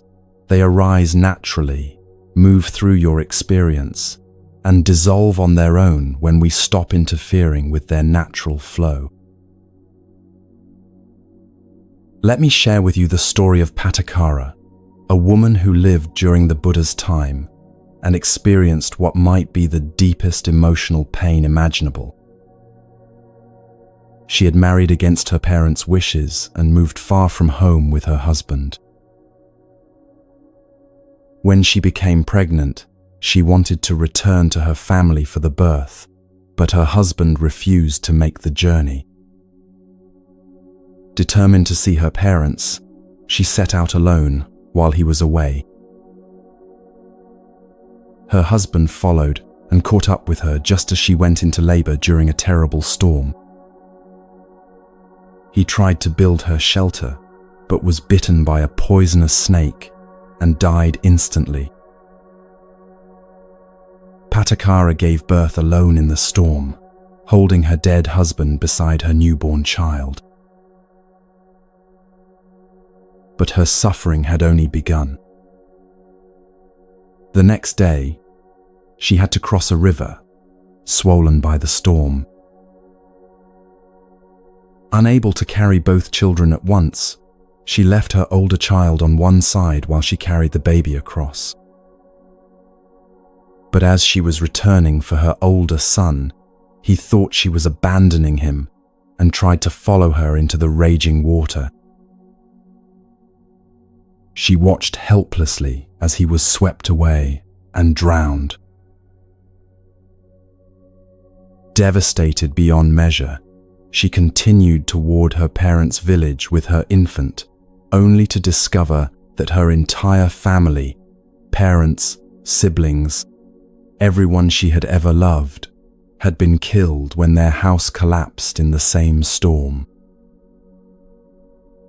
In one terrible night, she had lost her husband, both children, and every family member she had in the world.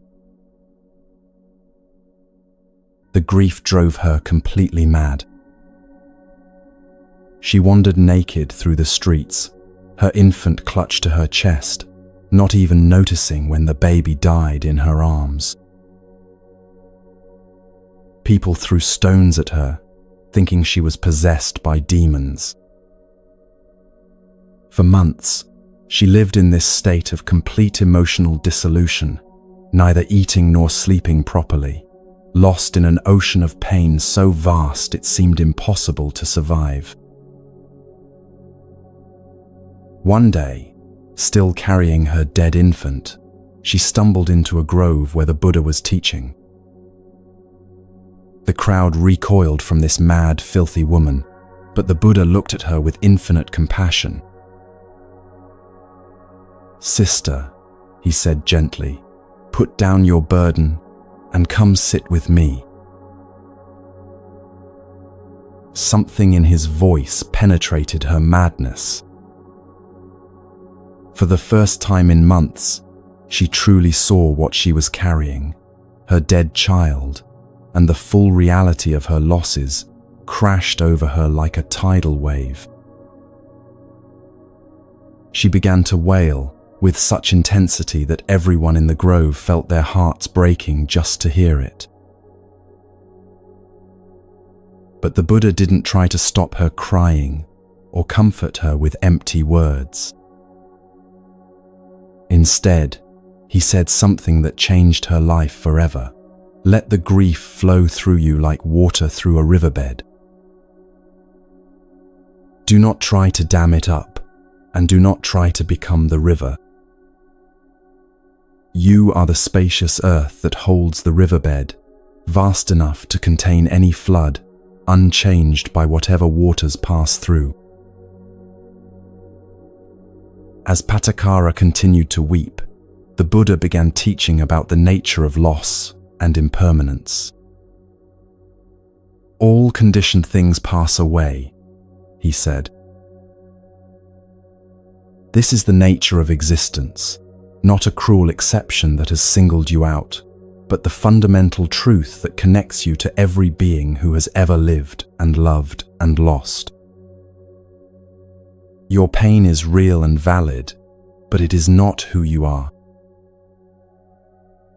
Feel it fully, honor it completely, and let it move through the vast space of your being without becoming trapped in its current. Over the following days, as Patakara remained in the grove listening to the Buddha's teachings, something extraordinary happened.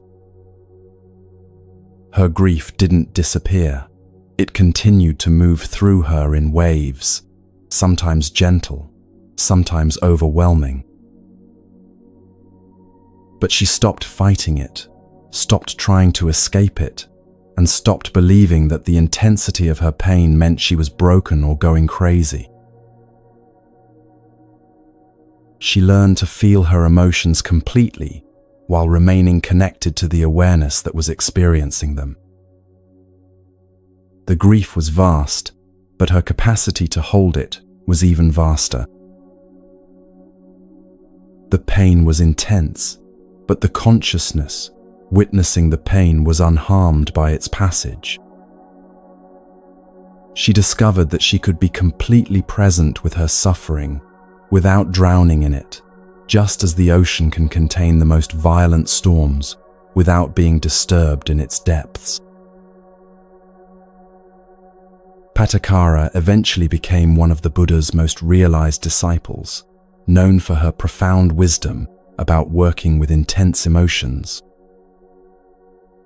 When people asked her how she had survived such devastating losses, she would say, "I learned that I am not my grief, though grief moves through me. I am not my pain, though pain visits me. I am the awareness in which all experiences arise and pass away, spacious enough to hold anything, stable enough to remain present through any storm." This teaching is not just ancient wisdom, it's exactly what you need to know about your own emotional life right now. Whether you're dealing with anxiety that feels overwhelming, anger that seems uncontrollable, sadness that appears endless, or any other difficult feeling, the same principle applies. You don't have to drown in emotion, because you are not the emotion. You are the awareness experiencing it.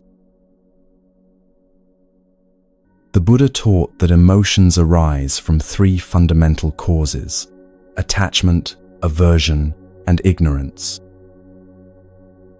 We feel positive emotions when we get something we want, negative emotions when we encounter something we don't want, and confusion when we don't understand what's happening. But here's the crucial insight. These emotional reactions are not permanent features of your personality. They're temporary responses to temporary conditions.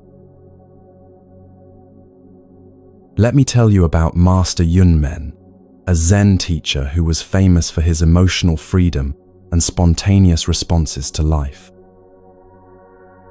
Students were amazed by his ability to feel deeply without being overwhelmed, to express anger without being consumed by it, to experience sadness without falling into despair.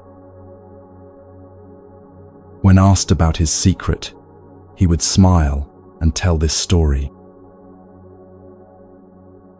"When I was a young monk," he said, "I was tormented by rage. Every criticism from my teacher, every difficulty in meditation, every small inconvenience would trigger explosive anger that seemed to possess me completely. I would spend days consumed by fury, then weeks consumed by shame about my fury.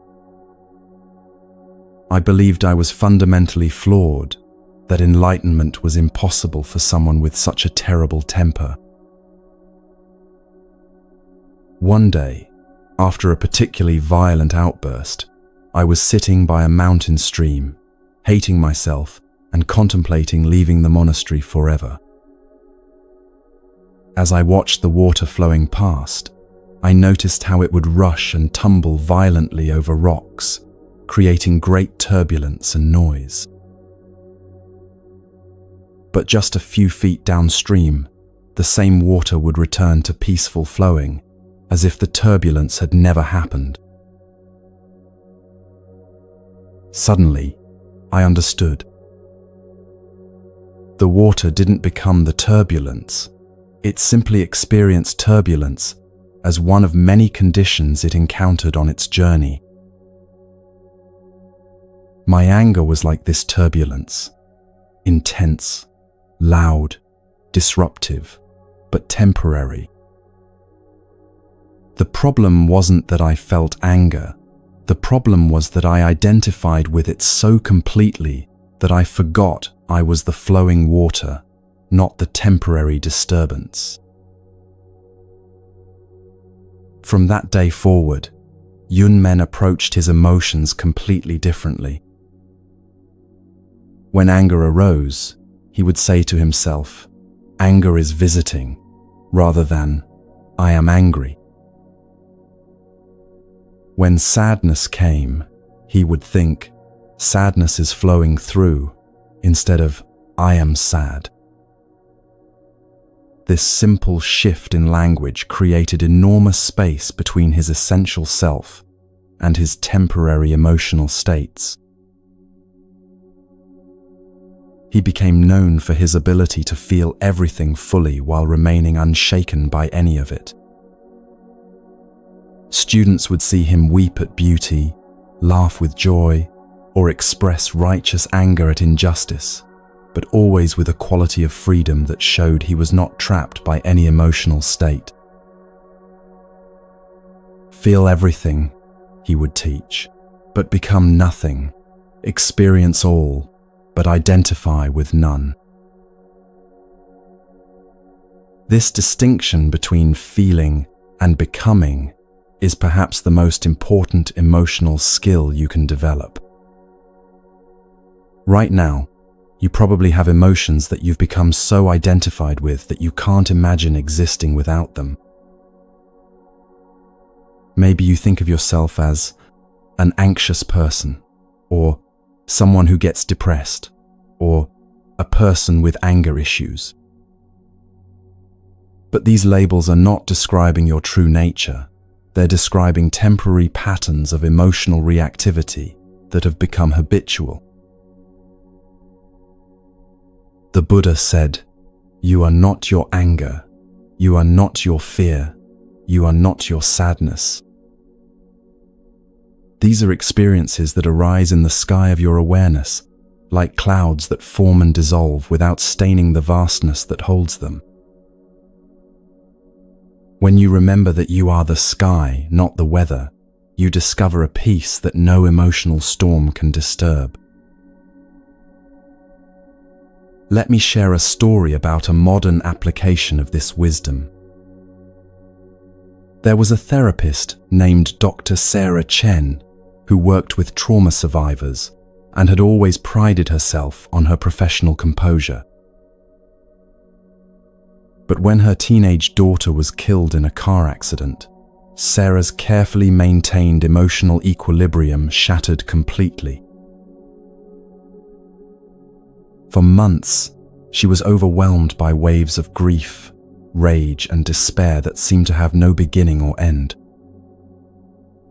As a mental health professional, she knew all the theories about processing grief, but the reality of her loss was far more chaotic and uncontrollable than anything she had studied. She found herself cycling through emotions so rapidly that she felt like she was losing her mind. One particularly difficult evening, as she sat crying in her daughter's empty bedroom, Sarah remembered something a Buddhist teacher had once told her: "You cannot control the waves, but you can learn to surf." In that moment, she realized she had been trying to stop the ocean of her grief instead of learning to move with it. she began to practice what she called emotional surfing. Instead of fighting her feelings or trying to escape them, she would breathe deeply and say, "Grief is here, anger is here, despair is here." She would acknowledge each emotion as a temporary visitor, feeling it fully while remembering that she was the space in which it was occurring, not the emotion itself. This practice didn't make her grief disappear. It was still intense, still painful, still overwhelming at times. But it changed her relationship to the grief in a way that made it survivable. Instead of drowning in the waves, she learned to let them carry her, trusting that each wave would eventually return her to shore. Sarah's experience illustrates one of the most practical aspects of Buddhist emotional wisdom. You don't have to feel better to practice these teachings. And the teachings aren't designed to make you feel better in the conventional sense. Instead, they help you develop the capacity to be present with whatever you're feeling without being overwhelmed by it. This presence, this ability to remain aware and responsive even in the midst of intense emotion, is what the Buddha called the supreme happiness, not the absence of difficult feelings, but the freedom to experience them without being destroyed by them. Let me teach you some practical techniques that you can use right now to work with difficult emotions in this Buddhist way. The first technique is called RAIN, and it stands for recognize, allow, investigate, and nurture. When you notice a difficult emotion arising, the first step is to recognize what's happening. Instead of getting immediately caught up in the story about why you're feeling this way, simply notice, anxiety is here, or anger is present, or sadness is arising. This recognition creates a small but crucial space between you and the emotion. The second step is to allow the emotion to be there without trying to fix it, change it, or make it go away. This doesn't mean you have to like the feeling or welcome it enthusiastically. It just means you stop adding the extra layer of resistance that says, "This shouldn't be happening." You can say to yourself, "It's okay that this is here right now. I don't have to fight it." The third step is to investigate the emotion with kind curiosity. Where do you feel it in your body? What are the physical sensations? Tightness, heat, heaviness, restlessness. What thoughts are accompanying the emotion? What stories is your mind telling about what this feeling means? This investigation helps you see the emotion more clearly, instead of being lost in its intensity. The final step is to nurture yourself with the same kindness you would offer a good friend who was struggling. You might place your hand on your heart and say, "This is a moment of suffering. Suffering is part of life. May I be kind to myself in this moment." Or you might simply breathe deeply and remind yourself, "I am the awareness experiencing this emotion. I am bigger than any feeling that passes through me." Let me tell you about Master Huangpo, who taught one of the most beautiful techniques for working with overwhelming emotions. He called it the method of the empty boat. He would tell his students this story. Imagine you are in a small boat on a lake, enjoying the peaceful morning, when suddenly another boat crashes into yours. Your natural reaction would be anger, How dare this person be so careless, so inconsiderate? But then you look up and realize the other boat is empty, drifting with the current, with no one steering it. Instantly, your anger disappears, replaced by practical action. You simply push the empty boat away and continue on your journey. Your emotions, Huangpo would explain, are like empty boats that crash into the peaceful lake of your awareness. They seem to be steered by intention, by meaning, by someone who wants to disturb your peace. But when you look closely, you see they are empty, arising from conditions, not from any solid self or permanent cause. When you realize this, you stop taking them so personally and simply let them drift past without getting caught in their current.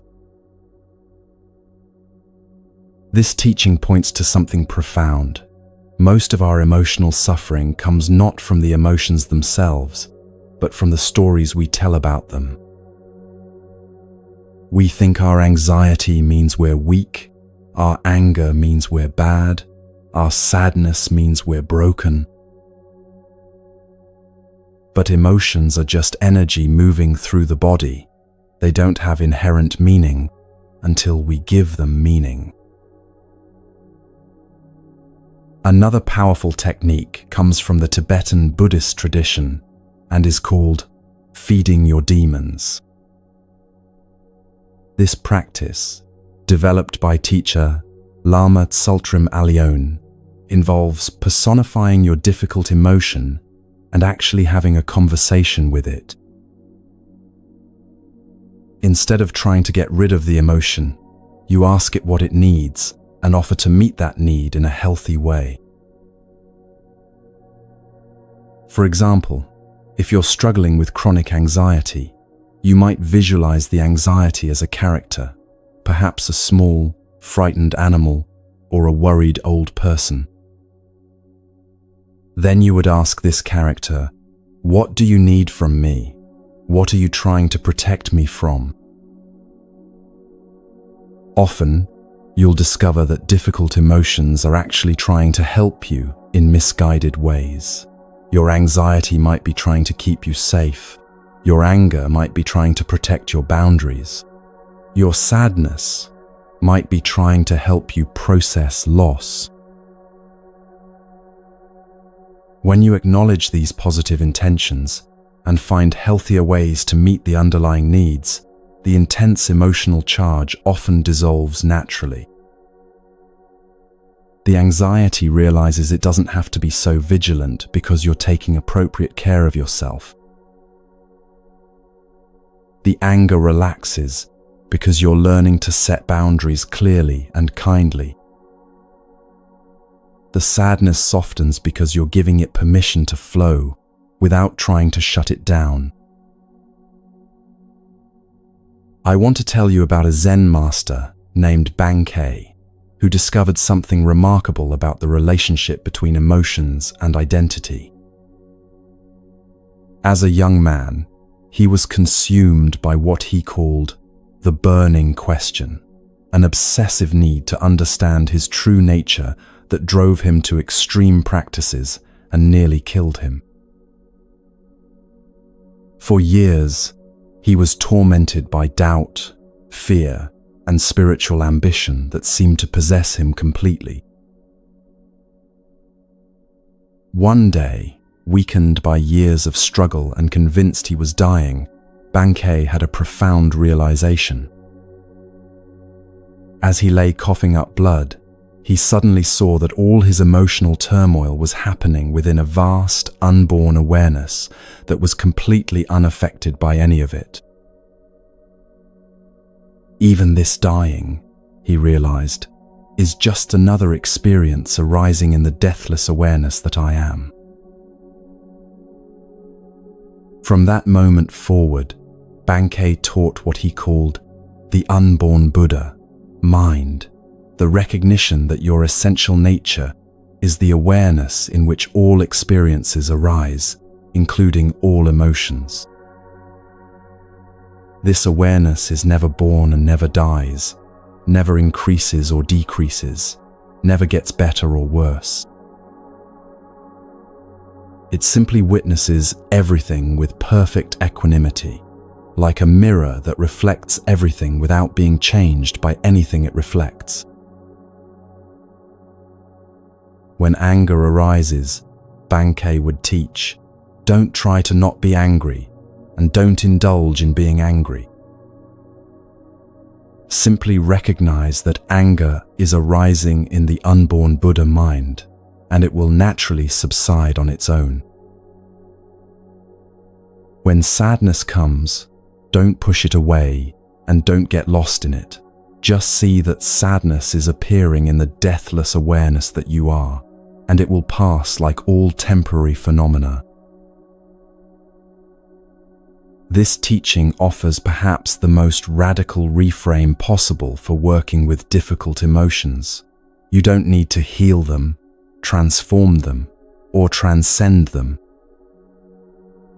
You simply need to recognize that they are temporary visitors in the vast space of your being, and this recognition itself is enough to prevent you from drowning in their intensity.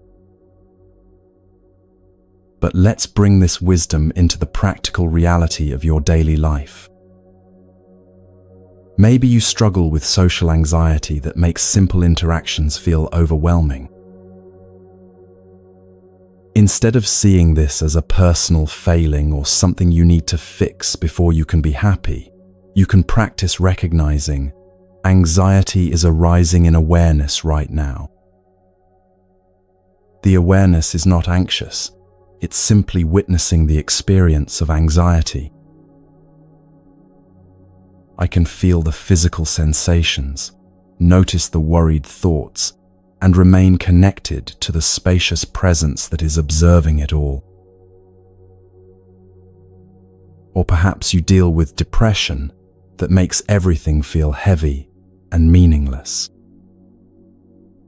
Rather than identifying completely with the depressed state, you can practice seeing depression is moving through me like weather through the sky. The sky is not depressed, it simply provides space for all weather to arise and pass away. I can honor this sadness, feel it fully, and trust that like all weather, it will eventually change. Maybe you struggle with anger that feels dangerous and uncontrollable. Instead of judging yourself as a bad person or trying to suppress the anger completely, you can learn to observe anger is present in this moment. It has its own energy, its own message, its own natural lifespan. I can listen to what it's trying to tell me without acting from it impulsively, and I can let it move through me without becoming it. The Buddha taught that this way of working with emotions leads to what he called the 4 unlimited qualities: loving, kindness, compassion, appreciative joy, and equanimity. These aren't emotions you have to manufacture or force yourself to feel. They arise naturally when you stop being trapped by emotional reactivity and start responding from the open awareness that is your true nature. Loving kindness emerges when you're no longer defended against life. Compassion flows when you understand that everyone is struggling with the same human challenge of learning to work skillfully with difficult emotions. Appreciative joy bubbles up when you're not comparing your inner experience to anyone else's. And equanimity, the ability to remain present and responsive, regardless of circumstances, becomes your natural state when you're no longer identified with the temporary weather patterns of emotion. Let me share one final story that illustrates the profound freedom that comes from mastering this approach to emotions. There was a woman named Kisagotami who lived during the Buddha's time and became famous for her emotional resilience and wisdom. But she hadn't always been this way. In fact, her journey began with the most devastating emotional crisis imaginable. After losing her only child and searching desperately for a way to bring him back to life, Kisagotami found the Buddha and begged him for help. The Buddha agreed to help her, but first asked her to bring him a mustard seed from a household where no one had ever died. As she went from house to house, she discovered that loss and death were universal human experiences. Every household had been touched by grief. This realization didn't take away her pain, but it transformed her relationship to it completely. She understood that her suffering was not a personal punishment or a sign that something was wrong with her. It was part of the shared human experience of loving and losing in a world where everything changes. This understanding gave her the strength to feel her grief fully without being destroyed by it. Years later, when people would come to Kisagotami seeking help with their own emotional struggles, she would share what she had learned. Pain is inevitable, but suffering is optional. You cannot control what feelings arise, but you can learn to surf the waves instead of drowning in them. Every emotion is a teacher if you listen to it with wisdom instead of getting lost in its story. And beneath all the changing weather of your inner world, you are the unchanging sky, vast enough to hold any storm, stable enough to remain present through any turbulence. Tonight, as you continue on this journey with us, I want you to practice this approach to whatever emotions are arising in you right now.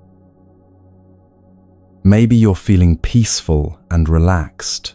Notice that this too is a temporary visitor in awareness, and enjoy it without clinging to it.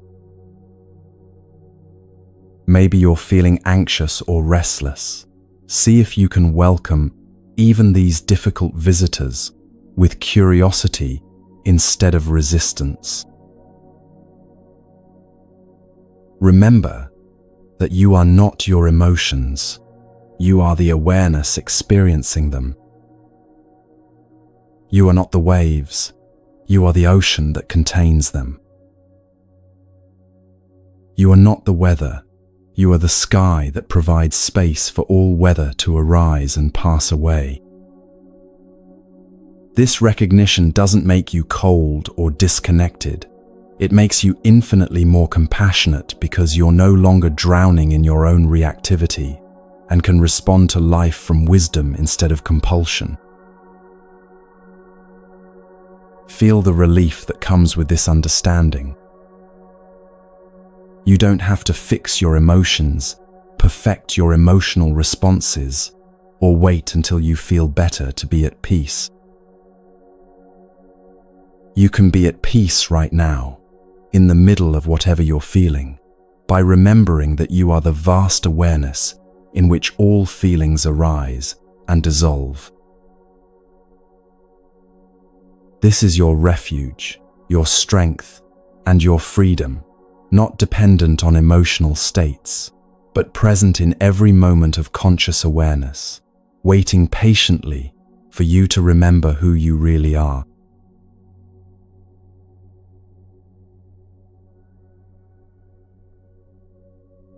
Every word you speak is a seed planted in the field of reality, and right now, you're surrounded by the harvest of every conversation you've ever had. The way people respond to you, the relationships you've built or broken, the opportunities that have opened or closed, the inner peace you feel or the conflict that surrounds you, all of this has been shaped in part by the quality of attention you bring to your speech. Tonight, you're going to discover something that could transform not just how you communicate, but how you experience every moment of connection with another human being. The Buddha taught that speech is one of the most powerful forces in human life because words don't just describe reality, they actively create it. Every time you speak, you're not just sharing information, you're planting seeds that will grow into future experiences, relationships, and inner states. He called this speech karma, the understanding that our words have consequences that ripple far beyond the moment they're spoken, shaping our lives in ways we rarely recognize.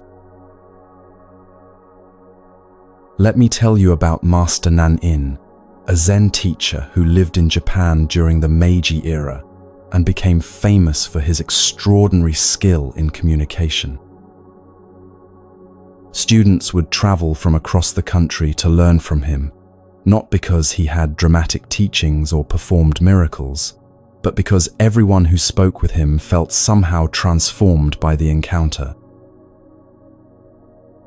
People said that after just one conversation with Master Nan-in, they felt more understood, more peaceful, and more clear about their own lives than they had in years. One day, a successful businessman named Sato came to visit Master Nan-in, full of frustration and anger. "Master," he said, his voice tight with emotion, "I am surrounded by idiots and incompetents. My employees don't listen, my partners don't understand, my family doesn't appreciate me, and my friends have all disappointed me. Every conversation I have turns into an argument or a waste of time.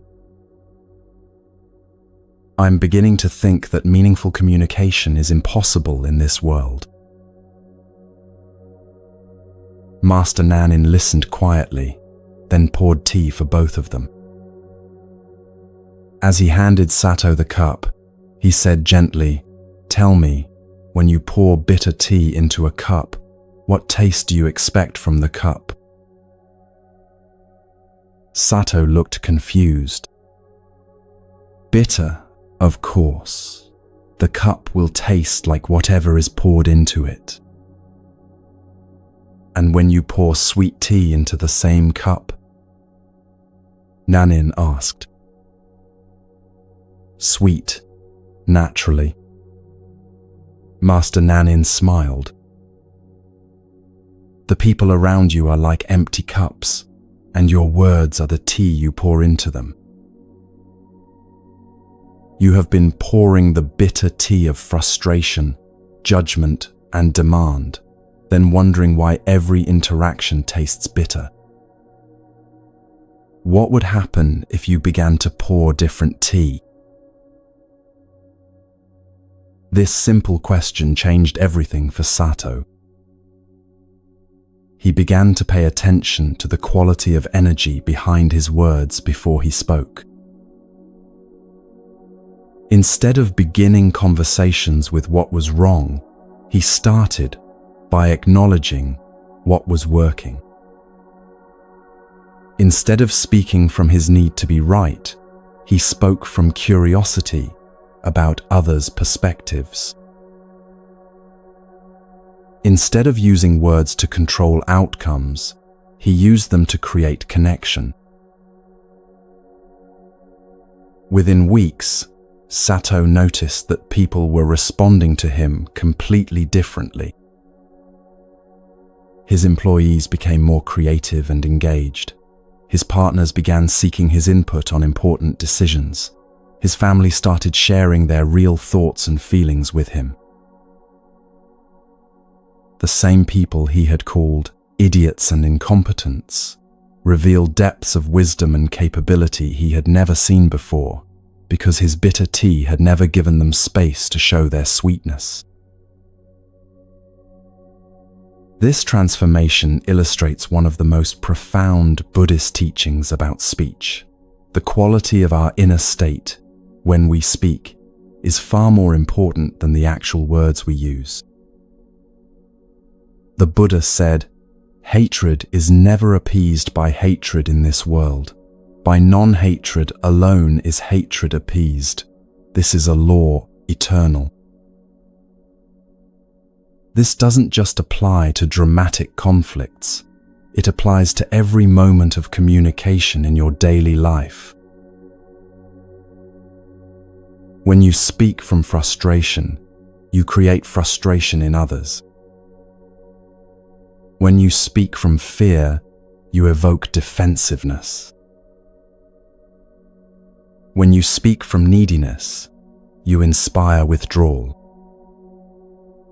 But when you learn to speak from presence, from a place of inner stillness and genuine interest in connection, you create space for others to meet you with their own presence. Let me share another story about Master Ikkyu, the unconventional Zen monk who was known for his ability to communicate profound truths through the simplest words.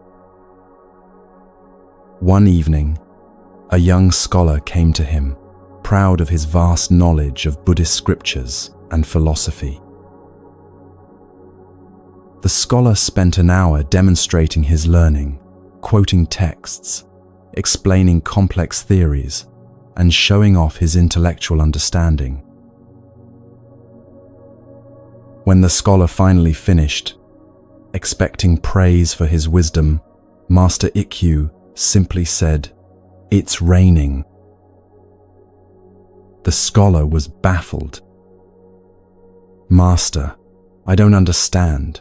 I've just shared deep insights about the nature of enlightenment, and you comment on the weather." Ikkyu smiled. "Yes, and which of us is actually present to what's happening right now?" He gestured toward the window where raindrops were creating gentle patterns on the glass.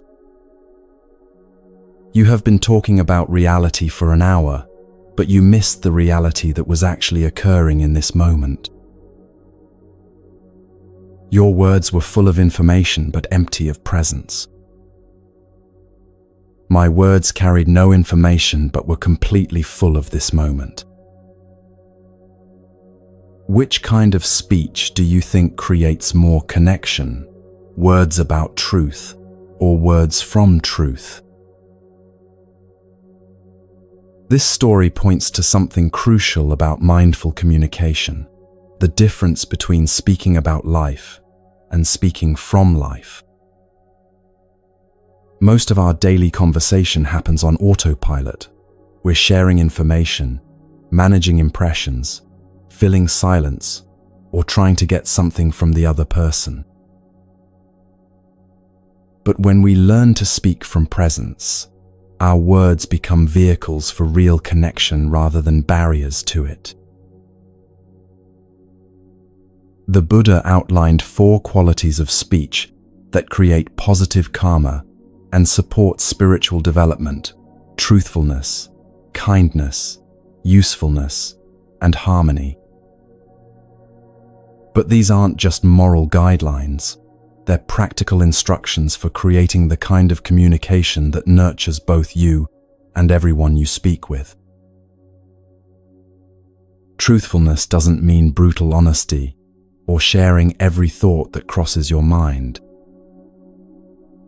It means speaking from what you actually know and feel, rather than from what you think you should say or what you think the other person wants to hear. When you speak truthfully, your words carry a quality of authenticity that others can sense immediately, even if they can't articulate what they're sensing. I want to tell you about a modern example of this principle in action. There was a woman named Jennifer who worked as a manager in a large corporation and prided herself on always being positive and supportive with her team. But despite her constant encouragement and cheerful demeanor, her employees seemed distant and unmotivated, and she couldn't understand why her communication wasn't working. One day, during a particularly challenging project, Jennifer felt overwhelmed and exhausted, but tried to maintain her usual upbeat attitude during a team meeting. Halfway through her enthusiastic pep talk, she suddenly stopped and said, "I need to be honest with you all. I'm actually feeling pretty overwhelmed right now, and I imagine some of you might be feeling the same way. Instead of pretending everything is perfect, maybe we could talk about what's really challenging about this project and figure out how to support each other through it." The change in the room was immediate and palpable. Her team members began sharing their own struggles and concerns, offering practical solutions and emotional support to each other. For the first time in months, Jennifer felt genuinely connected to her team, and they began working together with an energy and creativity that surprised everyone. Later, one of her employees told her, "We always appreciated your positivity, but we could tell it wasn't really authentic. When you started being honest about your own experience, it gave us permission to be real too. That's when we could actually help each other instead of just pretending everything was fine." This illustrates the power of speaking from truth rather than from image management. When your words come from what's actually happening in your experience, they create an invitation for others to be authentic as well. This authenticity is what transforms ordinary conversation into meaningful connection. The second quality, kindness, is often misunderstood as always being nice or agreeable. But Buddhist kindness in speech is more about the intention behind your words than their surface content. You can say difficult things with kindness when your intention is to help rather than to hurt, to clarify rather than to confuse, to connect rather than to control. Master Joshu, the Zen teacher who lived to be 120, was famous for his kind but uncompromising way of responding to students' questions. People would come to him with elaborate spiritual problems, seeking complex solutions, but Joshu had a gift for cutting through confusion with startling directness.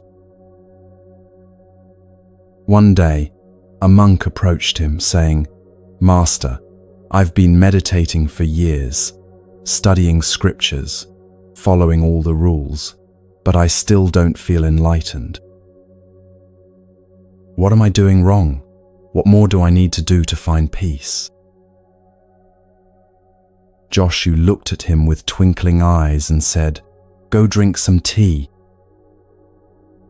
The monk was frustrated. "Master, I'm asking about the deepest questions of existence, and you tell me to drink tea. This isn't helpful." "Who is not helpful?" Joshu asked gently. "The tea that would nourish your body, the present moment that would quiet your seeking mind, or the teacher who is pointing you toward what you already have." Years later, that monk realized that Joshu's seemingly simple response was the most compassionate thing anyone had ever said to him. Instead of giving him more concepts to grasp or practices to perform, Joshu had pointed him toward the immediate simplicity of just being present to his actual experience. The kindness wasn't in the words themselves, it was in the love that wanted to free him from unnecessary complexity. This teaches us that truly kind speech sometimes means saying what the other person needs to hear rather than what they want to hear. But the key is that this challenging speech comes from care, not from anger, from wisdom, not from superiority, from a genuine desire to help, not from a need to be right. The third quality, usefulness, asks us to consider whether our words actually serve the situation or the relationship. So much of our speech is either unnecessary commentary or repetitive patterns that don't add anything meaningful to the moment. When you learn to pause before speaking and ask, "Will these words help?" you discover how much of your usual conversation is just mental noise being shared aloud. There's a beautiful Zen story about Master Huang Po, who was known for his powerful silence as much as his profound words. A visiting scholar once spent an entire afternoon with him, expecting deep philosophical discussions, but Huang Po said almost nothing. They sat together, walked in the garden, shared tea, and watched the clouds move across the sky, all in comfortable silence. As the scholar was preparing to leave, feeling slightly disappointed by the lack of verbal teaching, Huang Po finally spoke, "Tell me, in all your years of studying and discussing philosophy, have you ever had a conversation more satisfying than this one?" The scholar paused, surprised to realize that he felt more peaceful and clear than he had after any intellectual discussion. "No, Master, this silence has been more profound than all my talking." "Then you understand," Huang Po smiled, "that sometimes the most useful speech is no speech at all. Words should be like medicine, used only when they heal, only in the right dosage, and never when silence would serve better." This teaching is particularly relevant in our current culture of constant communication. We're surrounded by endless noise, notifications, conversations, commentary, and we often add to this noise without considering whether our words are actually contributing something valuable. Learning to speak only when your words serve a genuine purpose creates space for more meaningful communication when you do choose to speak. The fourth quality, harmony, is about using speech to build bridges rather than walls, to create understanding rather than division, to find common ground rather than emphasize differences. This doesn't mean avoiding difficult topics or pretending to agree when you don't.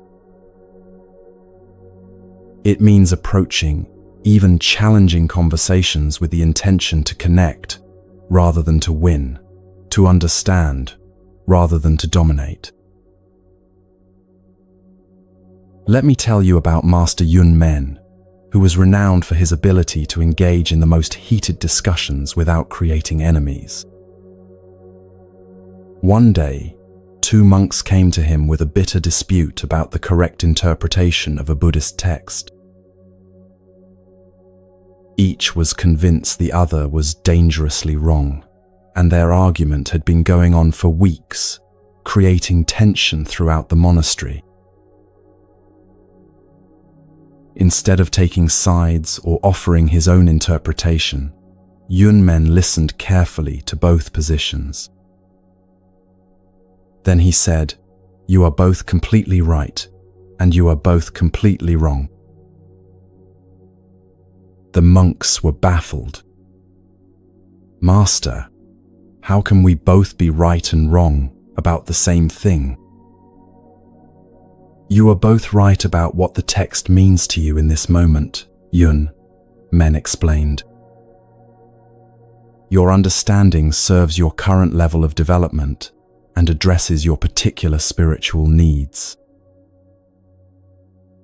but you are both wrong in thinking that your interpretation is the only valid one, or that the other's understanding threatens the truth.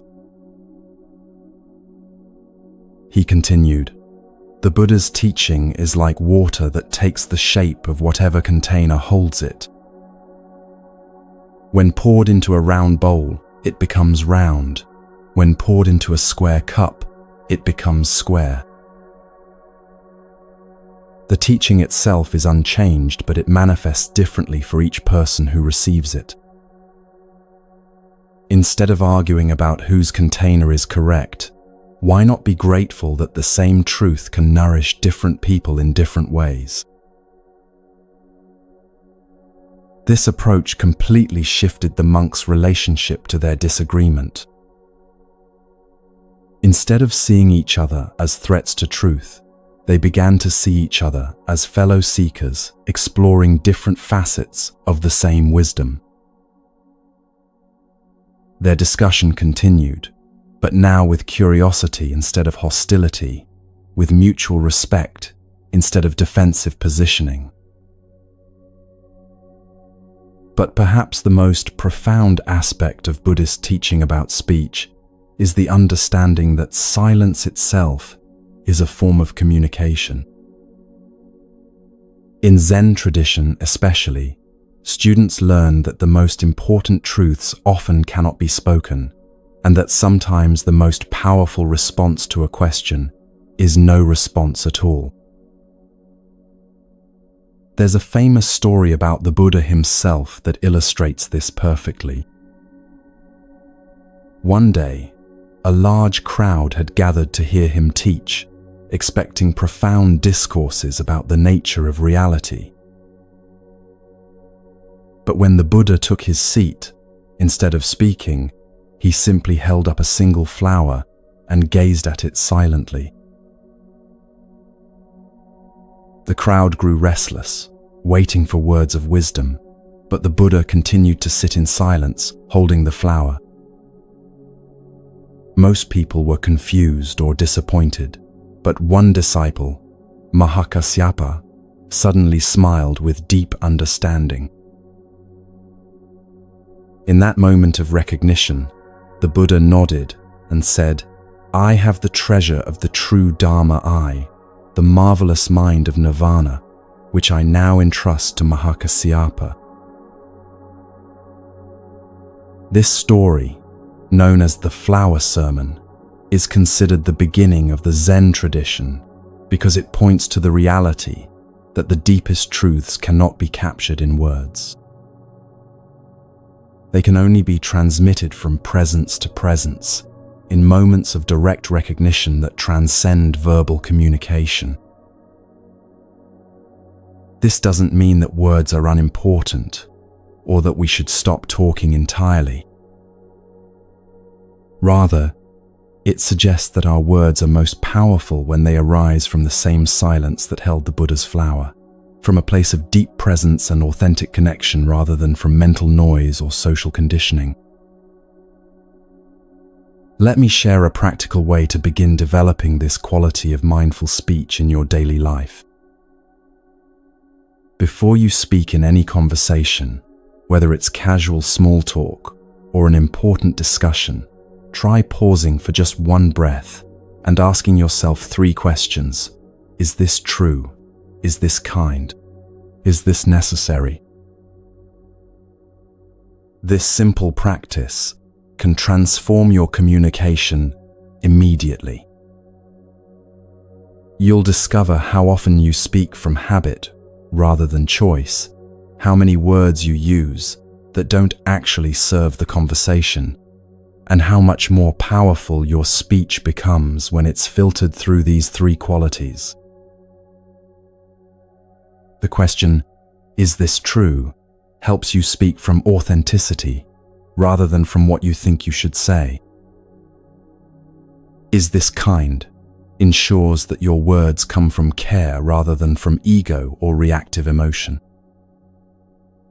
"Is this necessary?"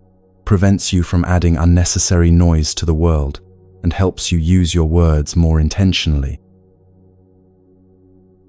Another powerful practice comes from the Vietnamese Zen master Thich Nhat Hanh, who taught deep listening as the foundation of mindful communication. Before focusing on what you want to say, you first learn to listen with your whole being, not just to the words the other person is speaking, but to the emotions, needs, and deeper intentions beneath their words. When you listen this deeply, you naturally begin to respond rather than react. Your words come from understanding rather than from assumption, from compassion rather than from defensiveness. People can sense when they're being truly heard, and this quality of listening often does more to heal and connect than any particular words you might speak. I want to tell you about a woman named Susan who transformed her marriage by applying these principles of mindful communication. She and her husband David had been stuck in repetitive patterns of conflict for years, the same arguments about money, household responsibilities, and time management that seemed to go nowhere and left both of them feeling unheard and unappreciated. One evening, after another frustrating argument, Susan remembered something she had learned about Buddhist speech practices. Instead of continuing to defend her position or trying to make David understand her point of view, she took a deep breath and said, "I want to start over. I realize I haven't been really listening to you. I've been planning what to say next. Could you help me understand what you're actually feeling about this situation?" The shift in David's response was immediate. Instead of the defensive explanations he usually offered, he began sharing his deeper concerns and fears about their financial future. As Susan listened without preparing her rebuttal, she began to understand that his focus on budgeting wasn't about controlling her spending. It was about wanting to feel secure enough to enjoy their life together. When it was her turn to speak, Susan found that her words came from a completely different place. Instead of defending her right to spend money, she could acknowledge his need for security, while also sharing her need for some financial freedom to express generosity and spontaneity.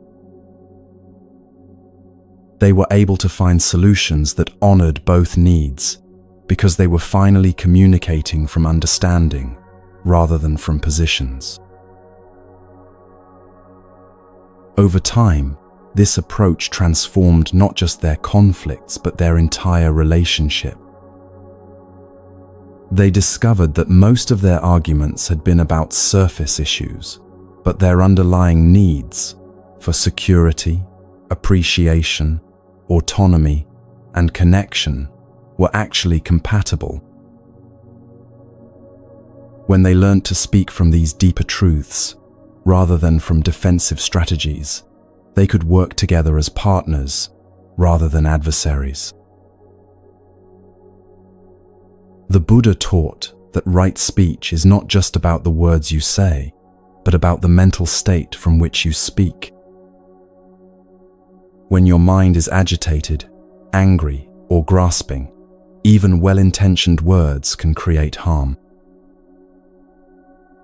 But when you speak from inner stillness, even difficult truths can be received with openness and gratitude. This is why many Buddhist practitioners spend time in silent meditation before important conversations. Not to plan what they'll say, but to connect with the quality of presence that makes authentic communication possible. In this stillness, you can feel the difference between words that come from ego and words that come from wisdom, between speech that seeks to control and speech that seeks to serve. Master Dogen taught his students a practice called just sitting, just speaking, the idea that both meditation and communication are opportunities to express your Buddha nature when done with complete presence. When you sit, just sit completely, he would say. When you speak, just speak completely. Don't sit while planning what to say, and don't speak while thinking about something else. Full presence in each activity is the practice. This complete presence is what transforms ordinary conversation into what Zen calls Dharma transmission, moments when truth is shared not through the content of words, but through the quality of being from which they arise. You've probably experienced this yourself, times when someone said something simple, but the way they said it touched you deeply and changed how you saw things. That transformative power didn't come from the words themselves, but from the presence behind them. As you continue listening tonight, I invite you to notice the quality of your own inner speech, the ongoing conversation in your mind that narrates your experience. This internal dialogue is also a form of speech karma, because the way you talk to yourself shapes your inner world just as powerfully as your external words shape your relationships.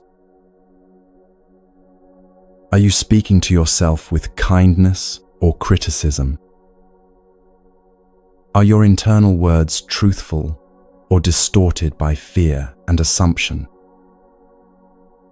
Are your thoughts useful, helping you navigate life skillfully, or are they repetitive worry that serves no purpose? Do your internal conversations create harmony or conflict in your mind? When you bring the same mindfulness to your internal speech that you're learning to bring to external communication, you discover that changing how you talk to yourself naturally changes how you talk to others. The critical voice that judges everyone around you is usually the same voice that's constantly judging you. The impatient tone you use with family members often mirrors the impatience you feel toward your own mistakes and limitations. But as you learn to speak to yourself with the same kindness, truthfulness, usefulness, and harmony that you're cultivating in outer relationships, you'll find that all your communication becomes more spacious, more healing, and more authentic. This isn't about positive thinking or forcing yourself to be nice. It's about recognizing that your words, both internal and external, are seeds that create the garden of your experience. The Buddha said, "Better than 1,000 hollow words is one word that brings peace." Tonight, as you prepare to rest, consider making this commitment to yourself. Tomorrow, let your words be seeds of peace. Not perfect words, not always gentle words, but words that come from presence rather than pressure, from truth rather than habit, from care rather than carelessness. When you speak from this place, you'll discover that communication becomes less about getting something from others and more about offering something to them. Less about defending your position and more about creating connection. Less about filling silence and more about sharing presence. This is the gift of mindful speech. It transforms every conversation into an opportunity for greater understanding, deeper intimacy, and more authentic relationship with both yourself and others. Let this understanding settle into your being as we continue our journey together. Your words have power, the power to heal or harm, to create connection or separation, to plant seeds of peace or discord. Use this power wisely. Speak from the stillness that holds all words, and let your speech become a bridge to the deeper truth that connects all beings in understanding and love.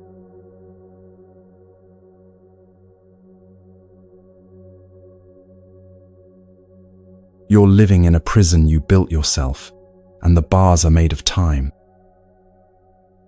Not the natural rhythm of sunrise and sunset, not the seasons that guide the earth's breathing, but the artificial urgency that whispers constantly in your mind, "Hurry up, you're behind. There's not enough time. You should be further along by now." This voice has convinced you that peace is somewhere in the future, that happiness is waiting for you just around the next corner, that your real life will begin once you get through this current difficulty. But what if this voice is lying? Time anxiety might be the most pervasive form of suffering in modern life, yet it's also the most invisible. You carry it in your body as tension that never fully releases, in your mind as thoughts that jump between regret about yesterday and worry about tomorrow, in your heart as a subtle sense that you're always missing something important. The Buddha saw through this illusion 2,500 years ago, and his insight can free you from a form of imprisonment that most people don't even realize they're experiencing. Consider this. Right now, in this very moment, are you lacking anything essential? Not the things you want, the better job, the perfect relationship, the solved problems, but what you actually need to be alive and aware right now. Your breath is happening without your management. Your heart is beating without your supervision. Your consciousness is present and aware without your effort. In this moment, the most fundamental requirements for existence are already fulfilled. Yet your mind probably just protested, "But what about my bills, my deadlines, my responsibilities?" These concerns feel urgent because you've been trained to live in mental time rather than natural time. Mental time is the realm of should have and need to and running out of. It's a construction that exists only in thought. Natural time is the eternal now, in which your actual life is always occurring. The Heart Sutra, one of Buddhism's most profound texts, contains a phrase that points directly to this freedom: gate, paragate, parasamgate, bodhisvaha. It means gone, gone, gone beyond, gone completely beyond, awakening, so be it. But what has gone beyond? The illusion that you exist somewhere other than here, somewhere other than now. There was a student who came to Master Joshu in a state of complete desperation about time. "Master," she said, "I'm 35 years old and I've wasted my life. I should have started spiritual practice when I was 20. I should have made different career choices. I should have been more disciplined, more focused, more committed. Now it's too late to become enlightened in this lifetime. I've missed my chance for true spiritual development." Joshu listened to her litany of temporal regrets, then asked a simple question: "When you were 20, were you here?" She looked confused. "What do you mean, Master? Of course I was here when I was 20. Where is that 20-year-old now?" He asked gently. "She's gone," the student replied. She's in the past. And where is the 40-year-old you who will supposedly be too old for enlightenment?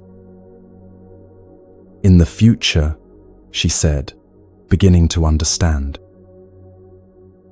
Then tell me, Joshu smiled, who is here right now to become enlightened? This exchange reveals something crucial about temporal suffering. We torture ourselves with stories about people who don't exist anymore, our past selves, or people who may never exist, our imagined future selves, while completely ignoring the only person who can actually experience awakening, the one who is here now. But let's go deeper into how this time-based thinking actually creates suffering. When you live in the future mentally, you're essentially saying that this moment is not enough, not worthy of your full attention, not the real moment of your life. You treat the present like a waiting room for a more important appointment that never comes. This creates a subtle but persistent sense of dissatisfaction that colors every experience. The Buddhist teaching of impermanence is often misunderstood as being about the passing of time, but it's actually pointing to something much more radical, the realization that there is no time in the way we usually think about it. There is only the eternal now, appearing to unfold in sequential moments, like frames in a movie creating the illusion of movement. Each moment is complete in itself, lacking nothing, requiring no future moment to fulfill it. Master Huangpo expressed this beautifully when he said, "The past is already gone, the future is not yet here, and the present moment is empty of inherent existence."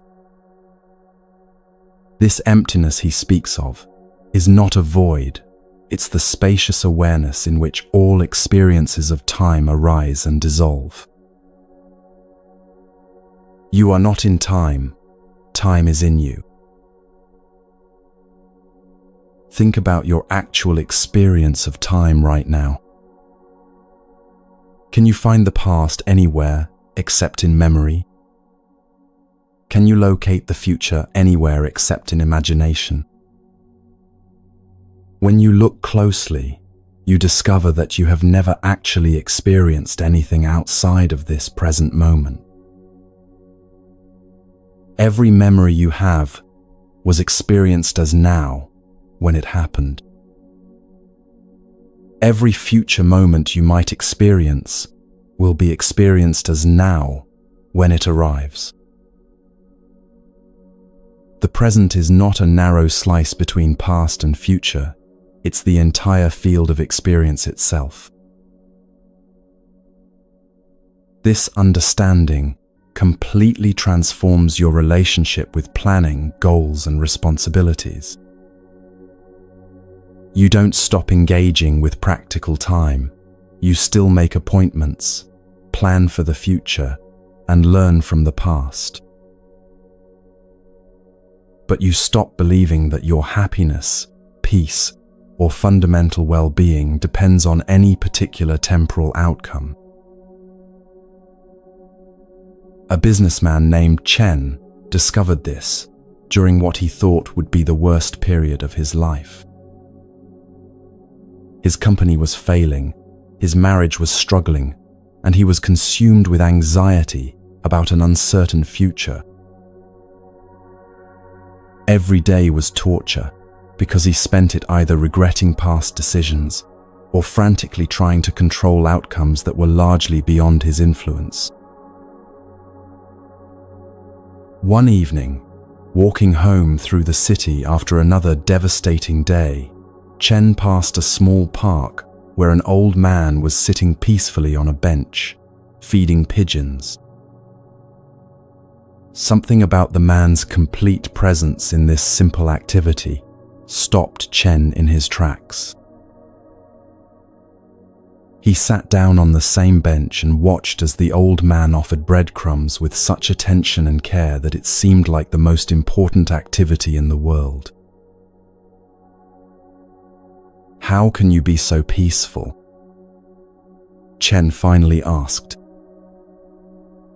"Don't you have worries, problems, things you need to figure out?" The old man smiled. "Of course I have concerns," he said. "My health is failing. My children live far away. I don't have much money. But right now, in this moment, there are pigeons to feed. Tomorrow, there will be whatever tomorrow brings. Yesterday brought me here to this bench. But this feeding of pigeons, this is my actual life. Everything else is just stories I tell myself about life." Chen sat with this man for an hour, not talking much, just watching the pigeons and feeling something in his chest gradually unclench. For the first time in months, he wasn't mentally rehearsing business strategies or worrying about his marriage. He was simply present to the reality of sitting on a bench in the evening air, watching birds receive food from a kind stranger. When he finally got home, Chen's external circumstances hadn't changed. The same problems were waiting for him. But his relationship to them had shifted completely. Instead of being overwhelmed by the entire future, he could focus on what actually needed his attention today. Instead of being paralyzed by regret about past mistakes, he could learn from them and take the next appropriate action. He had found what the Zen masters call one mind, complete presence to what is actually happening now. Over the following months, as Chen continued to practice returning to the present moment, something remarkable happened. His business problems didn't disappear, but he approached them with clearer thinking and less emotional reactivity. His marriage didn't become perfect, but he and his wife could address their actual issues instead of fighting about imaginary future scenarios or past resentments. He discovered that presence isn't passive, it's the most active and effective way to engage with life, because it allows you to respond to what's actually happening rather than what you think is happening. The Buddha taught that temporal suffering comes from what he called becoming, the mental process of constantly projecting yourself into imaginary future states or clinging to past identities. I will be happy when, I was better when, I should be, I used to be. All of these thoughts pull your attention away from the postimo, only place where you can actually live, create, love, or find peace. But there's something even more profound than learning to stay present, recognizing that you are presence itself. You are not a person having an experience of now. You are the eternal now temporarily appearing as a person. This realization doesn't come through thinking about it. It emerges through repeated returning to immediate experience without the overlay of temporal interpretation. Master Dogen, the founder of Soto Zen in Japan, spent his entire teaching career trying to convey this understanding. He called it being time, the recognition that existence and time are not separate phenomena but one seamless reality. Time is not separate from you, and as you are present, time does not go away, he taught. This isn't philosophical speculation. It's an invitation to discover your intimate relationship with the eternal present. Most spiritual seeking is actually a form of temporal suffering because it's based on the assumption that you are not enlightened now, but could become enlightened later. This creates what Zen calls seeking mind, the restless pursuit of a future state that prevents you from recognizing the awakeness that is already fully present. The Buddha's awakening wasn't about becoming someone different. It was about recognizing what had always been true, but had been obscured by mental constructions about time, self, and attainment. There's a famous Zen story about a student who spent years trying to achieve enlightenment through intensive practice. Every day, he would sit in meditation for hours, straining to reach some special state of consciousness. His teacher, Master Nansen, would often find him sitting with his face scrunched in concentration, obviously trying very hard to get somewhere other than where he was. One day, Nansen sat down beside his student and began vigorously polishing a tile with a cloth. The student, curious about this unusual activity, finally asked, "Master, what are you doing?" "I'm polishing this tile to make it into a mirror," Nansen replied, continuing to rub the tile with great effort. The student laughed. "Master, that's impossible. No amount of polishing can turn a tile into a mirror. And no amount of sitting can turn you into a Buddha," Nansen responded gently. "You already are Buddha, just as this tile already has its own perfect nature. Stop trying to become what you already are, and start being what you've never stopped being." This story points to one of the most liberating realizations possible. You don't need time to become awakened, because awakeness is your natural state right now. What needs time is the gradual dropping away of the beliefs and habits that obscure this recognition. But the dropping away itself happens now, the recognition happens now, and the peace you discover is the peace that has always been present but overlooked. Let's bring this understanding into your daily experience of time pressure and anxiety. Notice how much of your stress comes not from what's actually happening, but from mental stories about what should be happening, what might happen, or what should have happened differently. The actual task in front of you might be simple and manageable, but it becomes overwhelming when you load it with temporal meaning. "I should have started this earlier. I'll never finish in time. This is taking too long. I'm falling behind." These thoughts create what psychologists call time distortion, the experience of time moving too fast when you're anxious about deadlines, or too slowly when you're bored or waiting. But when you're completely present to an activity, time seems to flow naturally, without the friction of resistance or the pressure of urgency. You enter what modern psychology calls flow state, what Zen has always known as just being naturally present to what you're doing. The practice is surprisingly simple. Whenever you notice yourself suffering about time, pause and ask, what is actually happening right now? Not what should be happening, not what you're worried might happen, but what is occurring in this immediate moment. Usually, you'll discover that right now, you're fine. Right now, you have what you need to take the next step. Right now, you're not actually behind or ahead.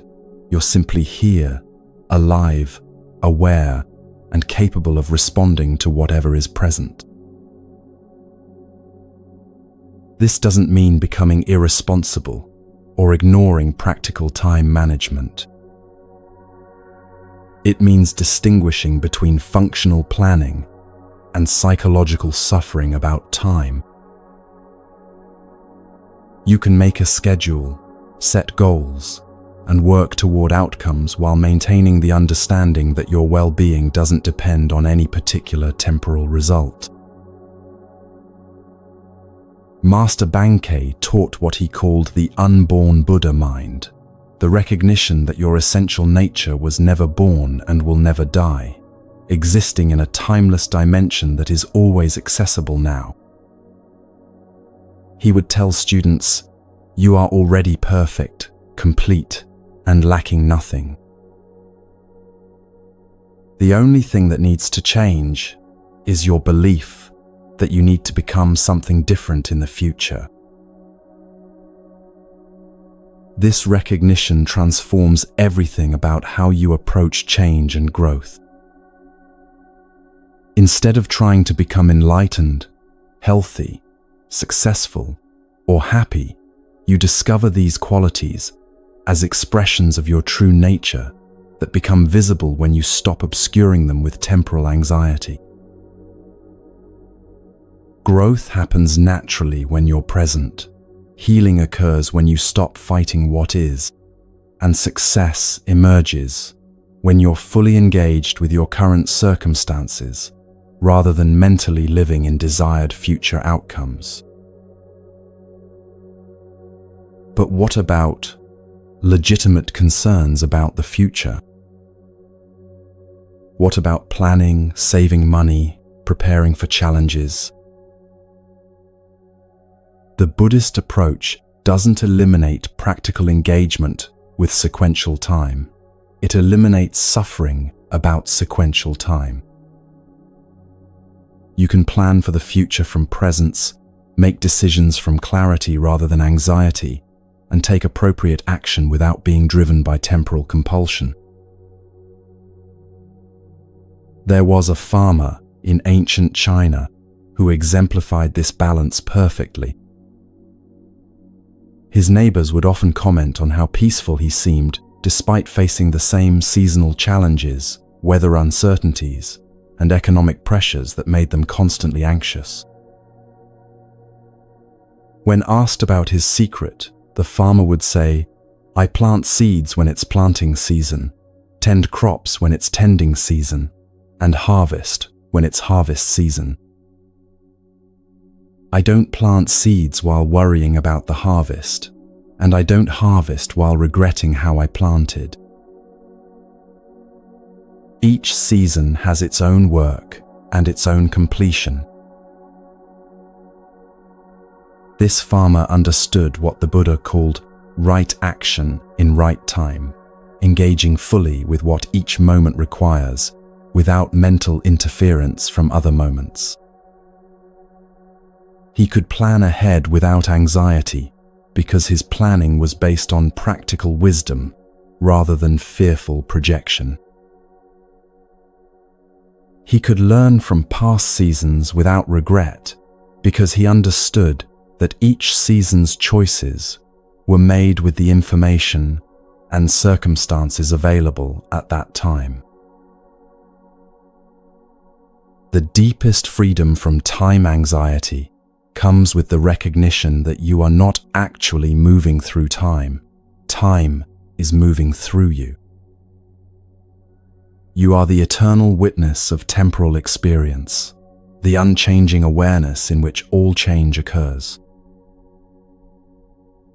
This awareness has never been young or old, never been behind schedule or ahead of schedule, never been running out of time or having too much time. It simply is, timelessly present to whatever temporal experience is arising.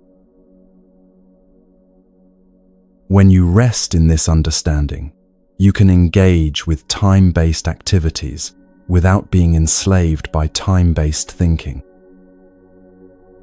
You meet deadlines without deadline anxiety. You age without aging anxiety. You face an uncertain future without future anxiety. Not because you don't care about outcomes, but because you've found your ground in something that doesn't depend on outcomes, the timeless presence that you are. Master Yunmen was once asked, "What is Buddha?" His famous reply was, "A dried shit stick," a reference to the humble tool used for cleaning in ancient Chinese outhouses. This shocking answer wasn't meant to be disrespectful.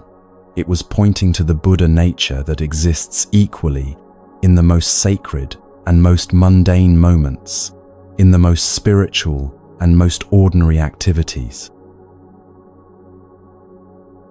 Buddha nature doesn't exist in special times or peak experiences. It exists in every moment, including this one, right now. This teaching liberates you from what spiritual teachers call spiritual materialism, the belief that enlightenment is a special state you'll achieve in the future through accumulating enough meditation hours, insights, or practices. Enlightenment isn't something that happens to you. It's the recognition of what you are when you stop trying to become something else. As we continue deeper into this exploration of Buddhist wisdom, take a moment to notice what's actually happening right now. Not what you think about what's happening, not what it means for the future, not how it compares to the past, just the immediate reality of sounds, sensations, breath, awareness. This is your life. Not the story about your life, not the problems to be solved or goals to be achieved. This immediate aliveness is what you've been seeking all along. The Buddha's last words reportedly were, "All conditioned things pass away. Strive on with awareness." But this striving is not effort toward a future goal.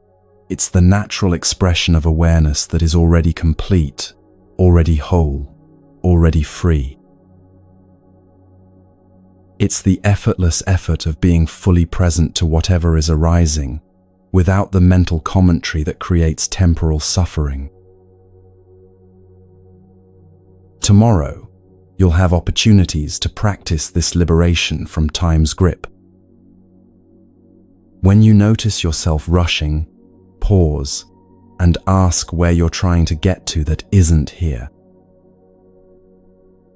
When you feel behind schedule, remember that you can only ever be where you are. When anxiety about the future arises, return to the breath that is happening now, the feet that are touching the ground now, the awareness that is present now. This isn't a practice to perfect over time. It's a recognition that's available in every moment, including moments when you forget it completely. The forgetting is also part of the perfection, because it gives you endless opportunities to remember that there's nowhere to go and nothing to become. You are already here, you have already arrived, and the peace you seek in the future is the peace that's been present all along, patiently waiting for you to stop searching long enough to notice it. Let this understanding settle into your bones as we prepare to explore even deeper dimensions of this ancient wisdom.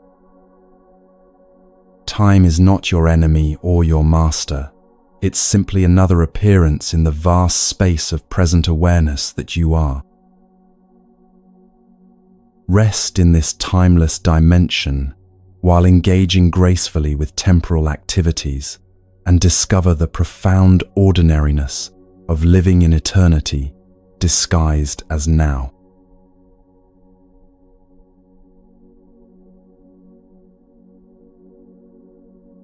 There's a love you've been searching for your entire life, and it has nothing to do with finding the right person. achieving the perfect relationship, or finally feeling worthy of affection. This love doesn't depend on being loved back, doesn't diminish when it's not reciprocated, and doesn't disappear when the object of your affection changes or leaves. It's the love that the Buddha discovered when he realized that the heart's natural state is not grasping or needing, but an unconditional warmth that flows freely toward all beings, simply because that's what love does when it's not twisted by fear. Most of what we call love is actually attachment wearing love's mask. Attachment says, "I love you because you make me feel good about myself." Love says, "I want you to be happy, even if that happiness doesn't include me." Attachment needs the other person to stay the same forever so it can feel secure. Love celebrates the other person's growth, even when that growth leads them away from us. Attachment is about getting. Love is about giving. Attachment creates suffering when it's threatened. Love creates joy simply by existing. Understanding this difference will change everything about how you approach relationships, but more importantly, it will transform your relationship with yourself. Because the same clinging, needing, and conditional acceptance you bring to others is the same energy you use to torture yourself with self-judgment, perfectionism, and the exhausting effort to become someone worthy of love. In the mountains of Tibet, there lived a nun named Ani Parchin, who spent 30 years caring for a leper colony. The people she served had been abandoned by their families, rejected by society, and were dying slow, painful deaths in complete isolation. Every day, Ani Parchin would clean their wounds, prepare their food, and sit with them as they faced their fears about death. Visitors to the colony were always struck by the joy that radiated from both the nun and the patients, not the forced cheerfulness of denial, but the deep contentment that comes from being truly seen and accepted exactly as you are. One day, a wealthy merchant came to the colony, hoping to make a large donation, and was shocked by what he witnessed. Instead of the grim suffering he expected, he found Ani Parchin laughing with a man whose face was severely disfigured, gently teasing him about his terrible jokes while carefully bandaging his lesions. The merchant watched as she moved from person to person, bringing the same quality of complete presence and genuine affection to each one, regardless of how advanced their illness or how difficult their personality. "Sister," the merchant finally asked, "how can you love these people so freely? They can give you nothing in return, no status, no wealth, no comfort. Many of them are bitter and angry from their suffering. Some are not even grateful for your care. What sustains this love when there's nothing to be gained from it?" Ani Parchin smiled with such radiance that the merchant felt his heart crack open. "You misunderstand the nature of love," she said gently. "I don't love them to get something from them. I love them because love is what I am when I'm not protecting myself from life. These beautiful beings give me the greatest gift possible. They let me discover that my heart is not a small, needy thing that requires feeding, but a vast space that becomes fuller the more it gives away. I am not loving them. Love is expressing itself through me when I stop blocking it with fear. This is the essence of what Buddhists call metta, loving, kindness that flows without conditions, without agenda, without the need for reciprocation. Metta is not an emotion you generate or a feeling you try to manufacture. It's the natural radiance of the heart when it's not contracted by attachment, aversion, or the belief that love is a limited resource that must be carefully rationed. The practice of metta traditionally begins with yourself, and this is where most people discover how conditional their self-love really is. Try this right now. Place your hand on your heart and say, "May I be happy, may I be peaceful, may I be free from suffering." Notice what happens in your mind. Does a voice arise that says, "But first you need to fix this about yourself," or "You don't deserve happiness until you accomplish that," or "You can't be peaceful while you still have these problems"? These voices reveal the conditional nature of your relationship with yourself, the ways you withhold love, acceptance, and kindness from yourself until you meet some imaginary standard of worthiness. But metta doesn't wait for worthiness because it recognizes that your fundamental nature is already worthy of love, not because of what you've done or achieved, but because you exist. Your capacity for awareness, for feeling, for connection, this is inherently precious and deserving of kindness, regardless of your mistakes, limitations, or areas of growth. Master Huineng, the sixth patriarch of Zen, taught that the Buddha nature, the capacity for love, wisdom, and awakening, is equally present in all beings, like the sun that shines on saints and sinners alike. In the Buddha nature, he said, there is no difference between the enlightened master and the suffering beginner, between the generous and the selfish, between the pure and the impure. All are expressions of the same fundamental awareness, temporarily forgetting their true nature, but never losing it. This understanding revolutionizes how you love others, because you stop trying to love them into being different and start loving them as expressions of this same Buddha nature that might be temporarily obscured, but is never absent. The person who hurt you, the family member who disappoints you, the stranger who annoys you, they all carry this same essential goodness, even when their behavior doesn't reflect it. But let's be practical about this. How do you love someone who has caused you pain without being naive about their behavior? How do you maintain healthy boundaries while keeping your heart open? How do you love freely without losing yourself in codependency or people-pleasing? There was a woman named Sarah whose adult son struggled with severe addiction. For years, she had swung between enabling his destructive behavior out of love and cutting him off completely out of frustration. Neither approach helped him heal, and both left her feeling like she was either betraying her maternal love or betraying her own well-being. Everything changed when Sarah learned to distinguish between loving her son and being attached to specific outcomes for him.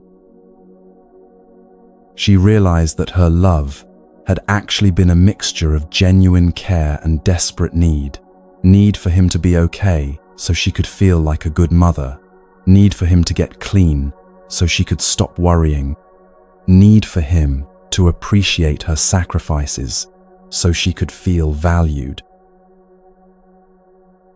These needs were understandable, but they weren't love. They were attachment disguised as love. Through working with a Buddhist teacher, Sarah learned to practice what's called fierce compassion, love that's strong enough to say no when necessary, boundaries that are maintained not from anger, but from clarity, and support that doesn't enable harm. She could wish for her son's happiness and recovery while accepting that his choices were ultimately his own. She could offer help when it was genuinely helpful while refusing to participate in his self-destruction. She could feel deep sadness about his suffering without taking responsibility for fixing it. This shift didn't happen overnight, and it wasn't easy. There were many moments when Sarah's old patterns of anxious attachment would resurface, when she would lie awake at night worrying about where he was sleeping or whether he was safe.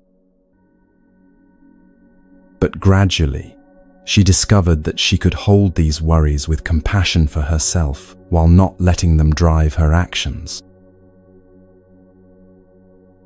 She could feel the pain of watching someone she loved make destructive choices without believing that her pain meant she needed to rescue him.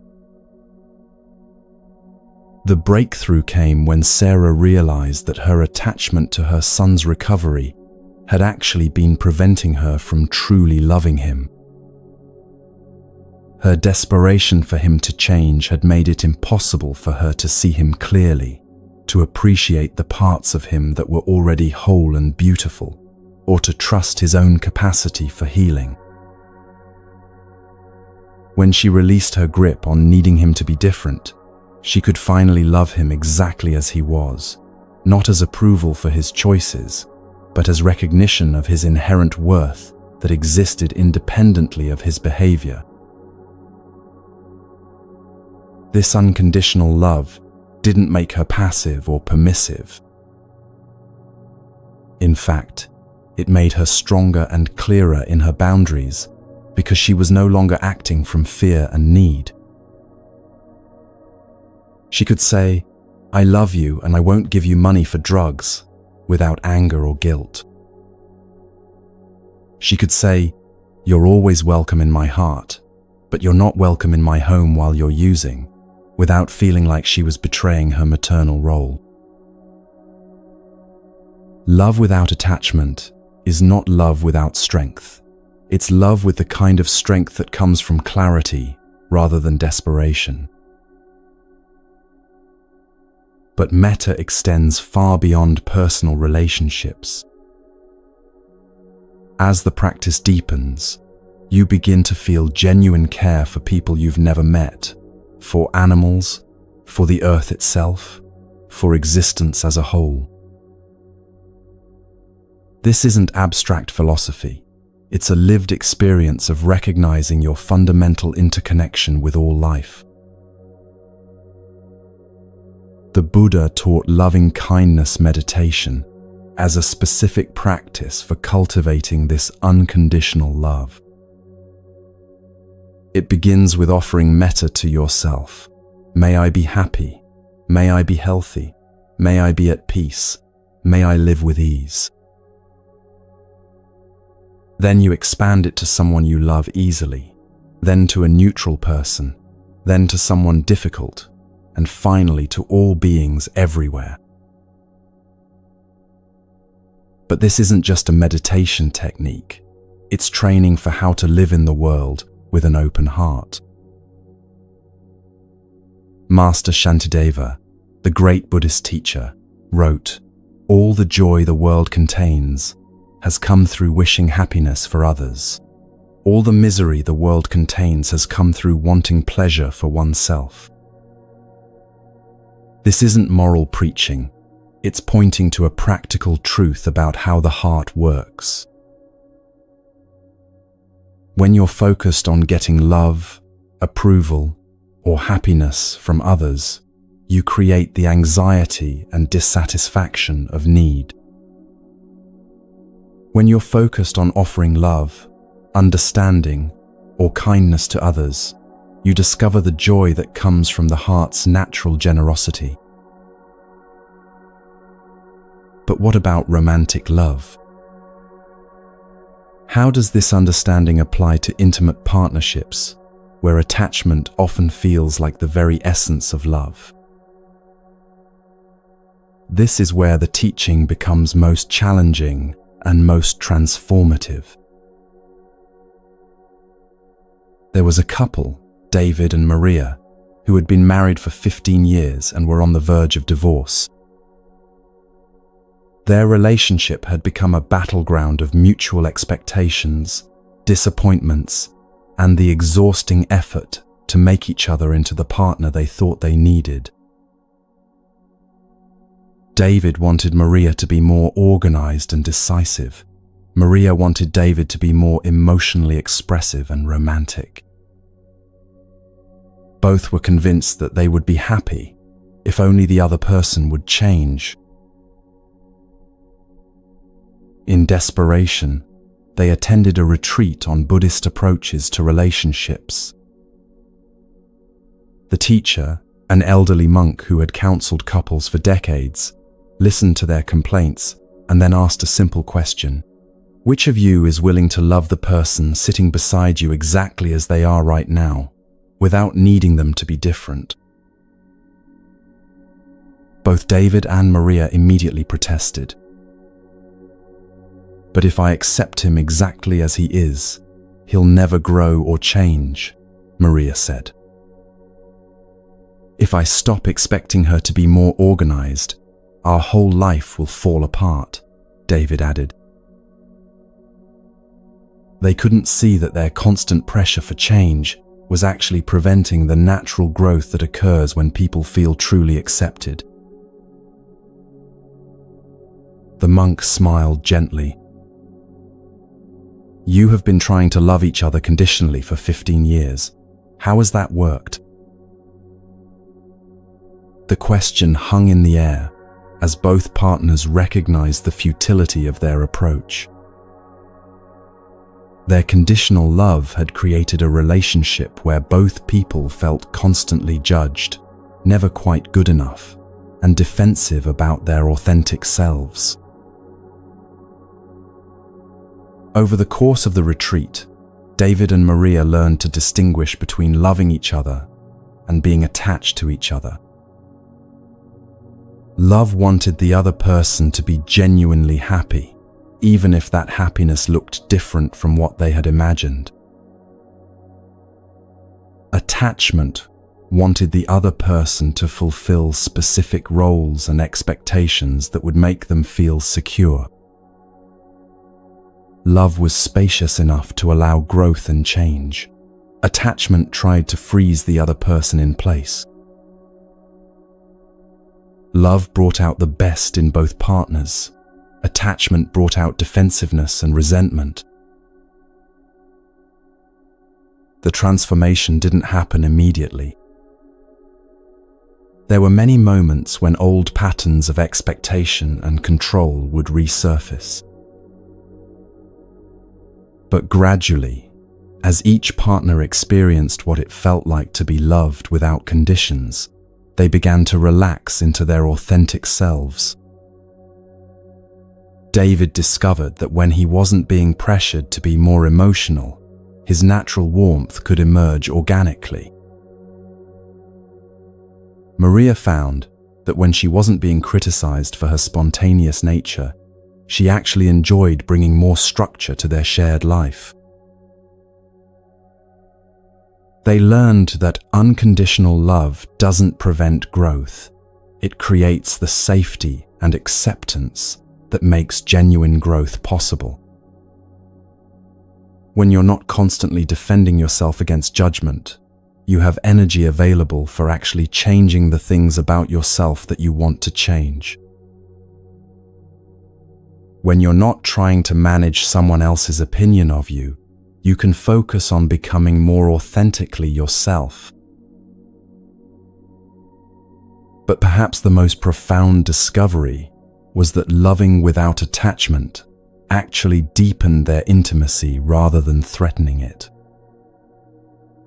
When neither partner was trying to possess or control the other, they could meet as two free beings, choosing to share their lives rather than two needy people using each other to fill internal voids. Their love became a gift they offered each other rather than a debt they demanded from each other. This principle extends to all relationships, with friends, family members, colleagues, and even strangers.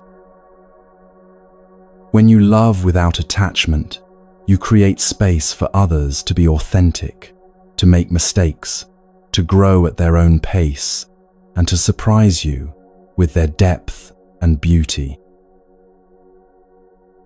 You stop taking their behavior personally because you understand that their actions reflect their own level of understanding and inner state, not their feelings about you.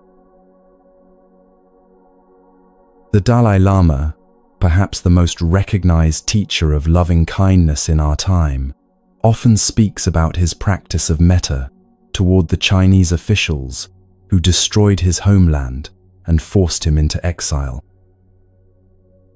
When asked how he can feel genuine compassion for people who have caused such suffering, he explains that his enemies are his greatest teachers because they give him opportunities to practice unconditional love in the most challenging circumstances.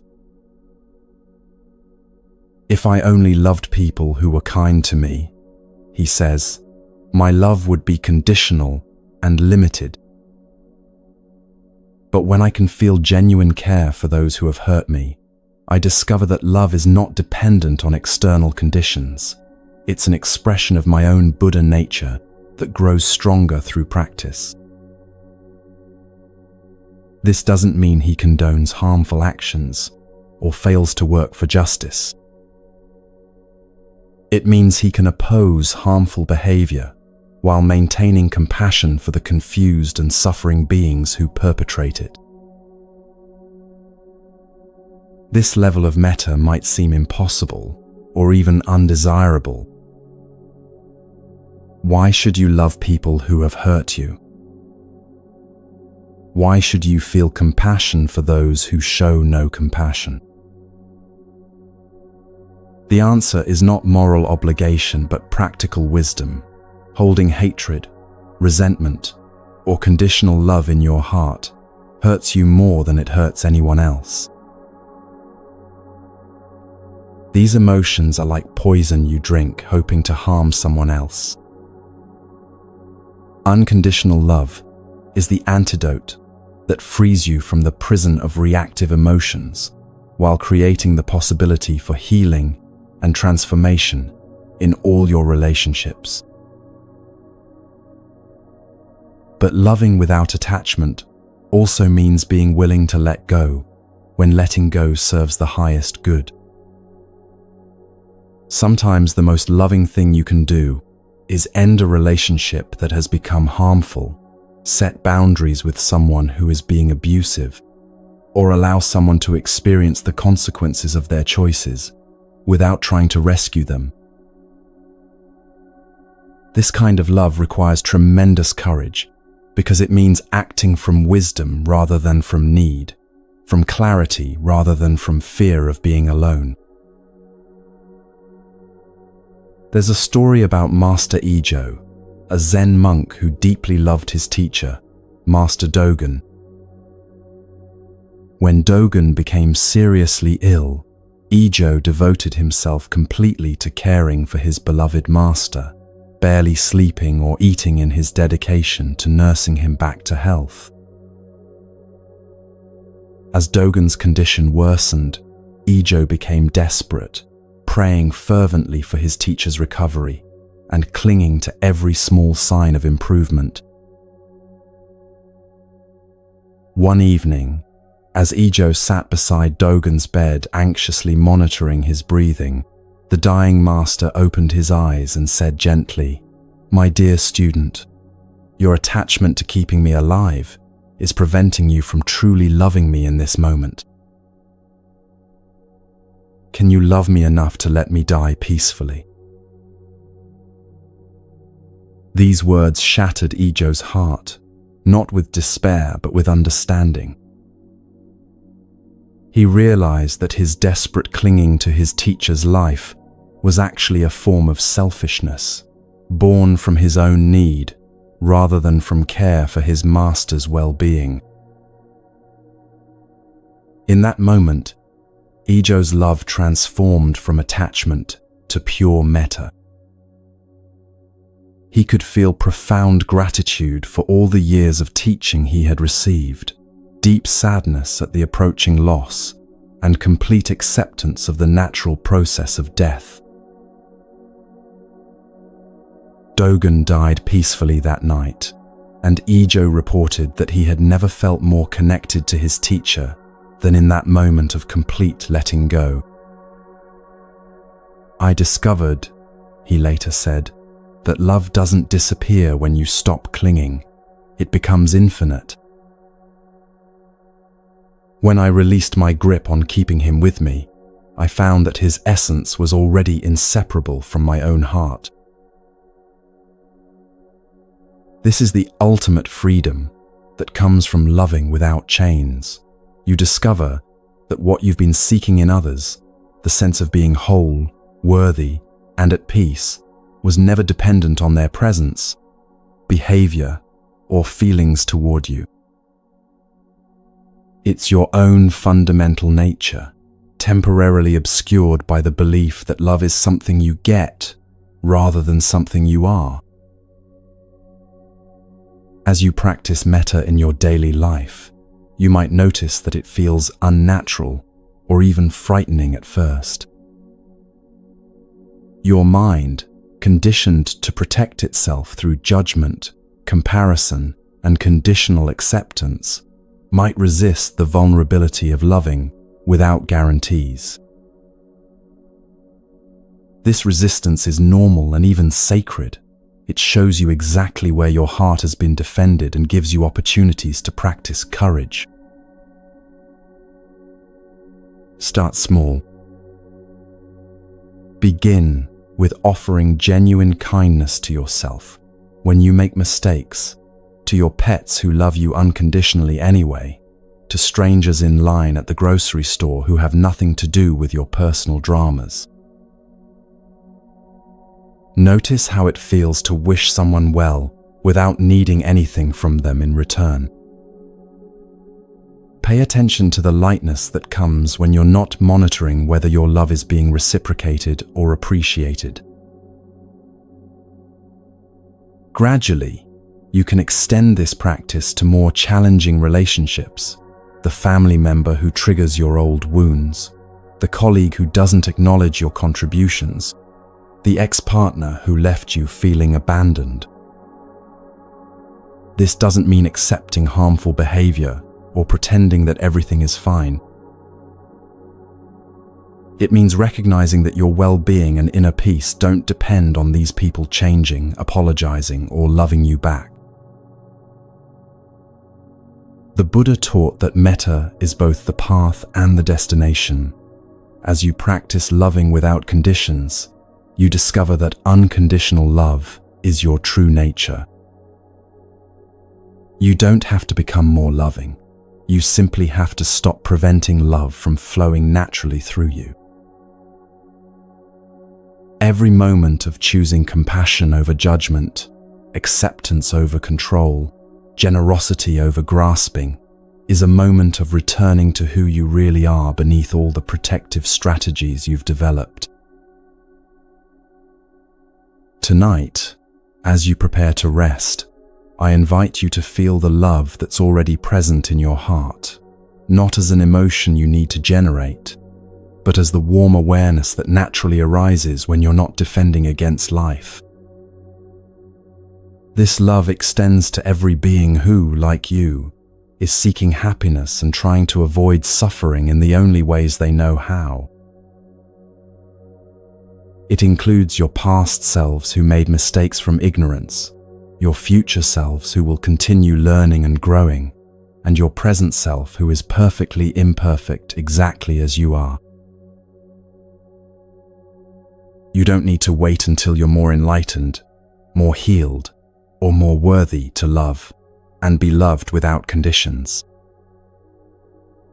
The love you've been seeking everywhere else has been patiently waiting in your own heart all along, ready to flow freely the moment you stop trying to earn it, control it, or make it dependent on external circumstances. This is your birthright, your true nature, and the source of the deepest joy possible, not because you've found the perfect person or situation to love, but because you've discovered that you are love itself, temporarily playing at being a separate person, learning how to give and receive what you've never actually lacked. Rest in this knowing as we prepare for the final part of our journey together. Let your heart be as spacious as the sky, as warm as sunlight, as generous as the ocean that gives and receives all rivers without being diminished or overwhelmed. This is the love that needs no chains because it recognizes no separation, the love that asks for nothing because it lacks nothing, the love that transforms everything simply by being what it has always been, the very essence of your awakened heart.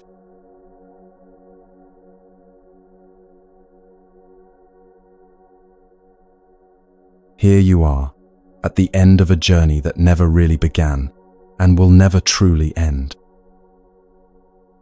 Every teaching we've explored tonight has been pointing to this moment, not this moment as an idea, but this actual breathing, this quiet settling, this gentle release of everything you thought you needed to carry. Feel your body sinking deeper into rest.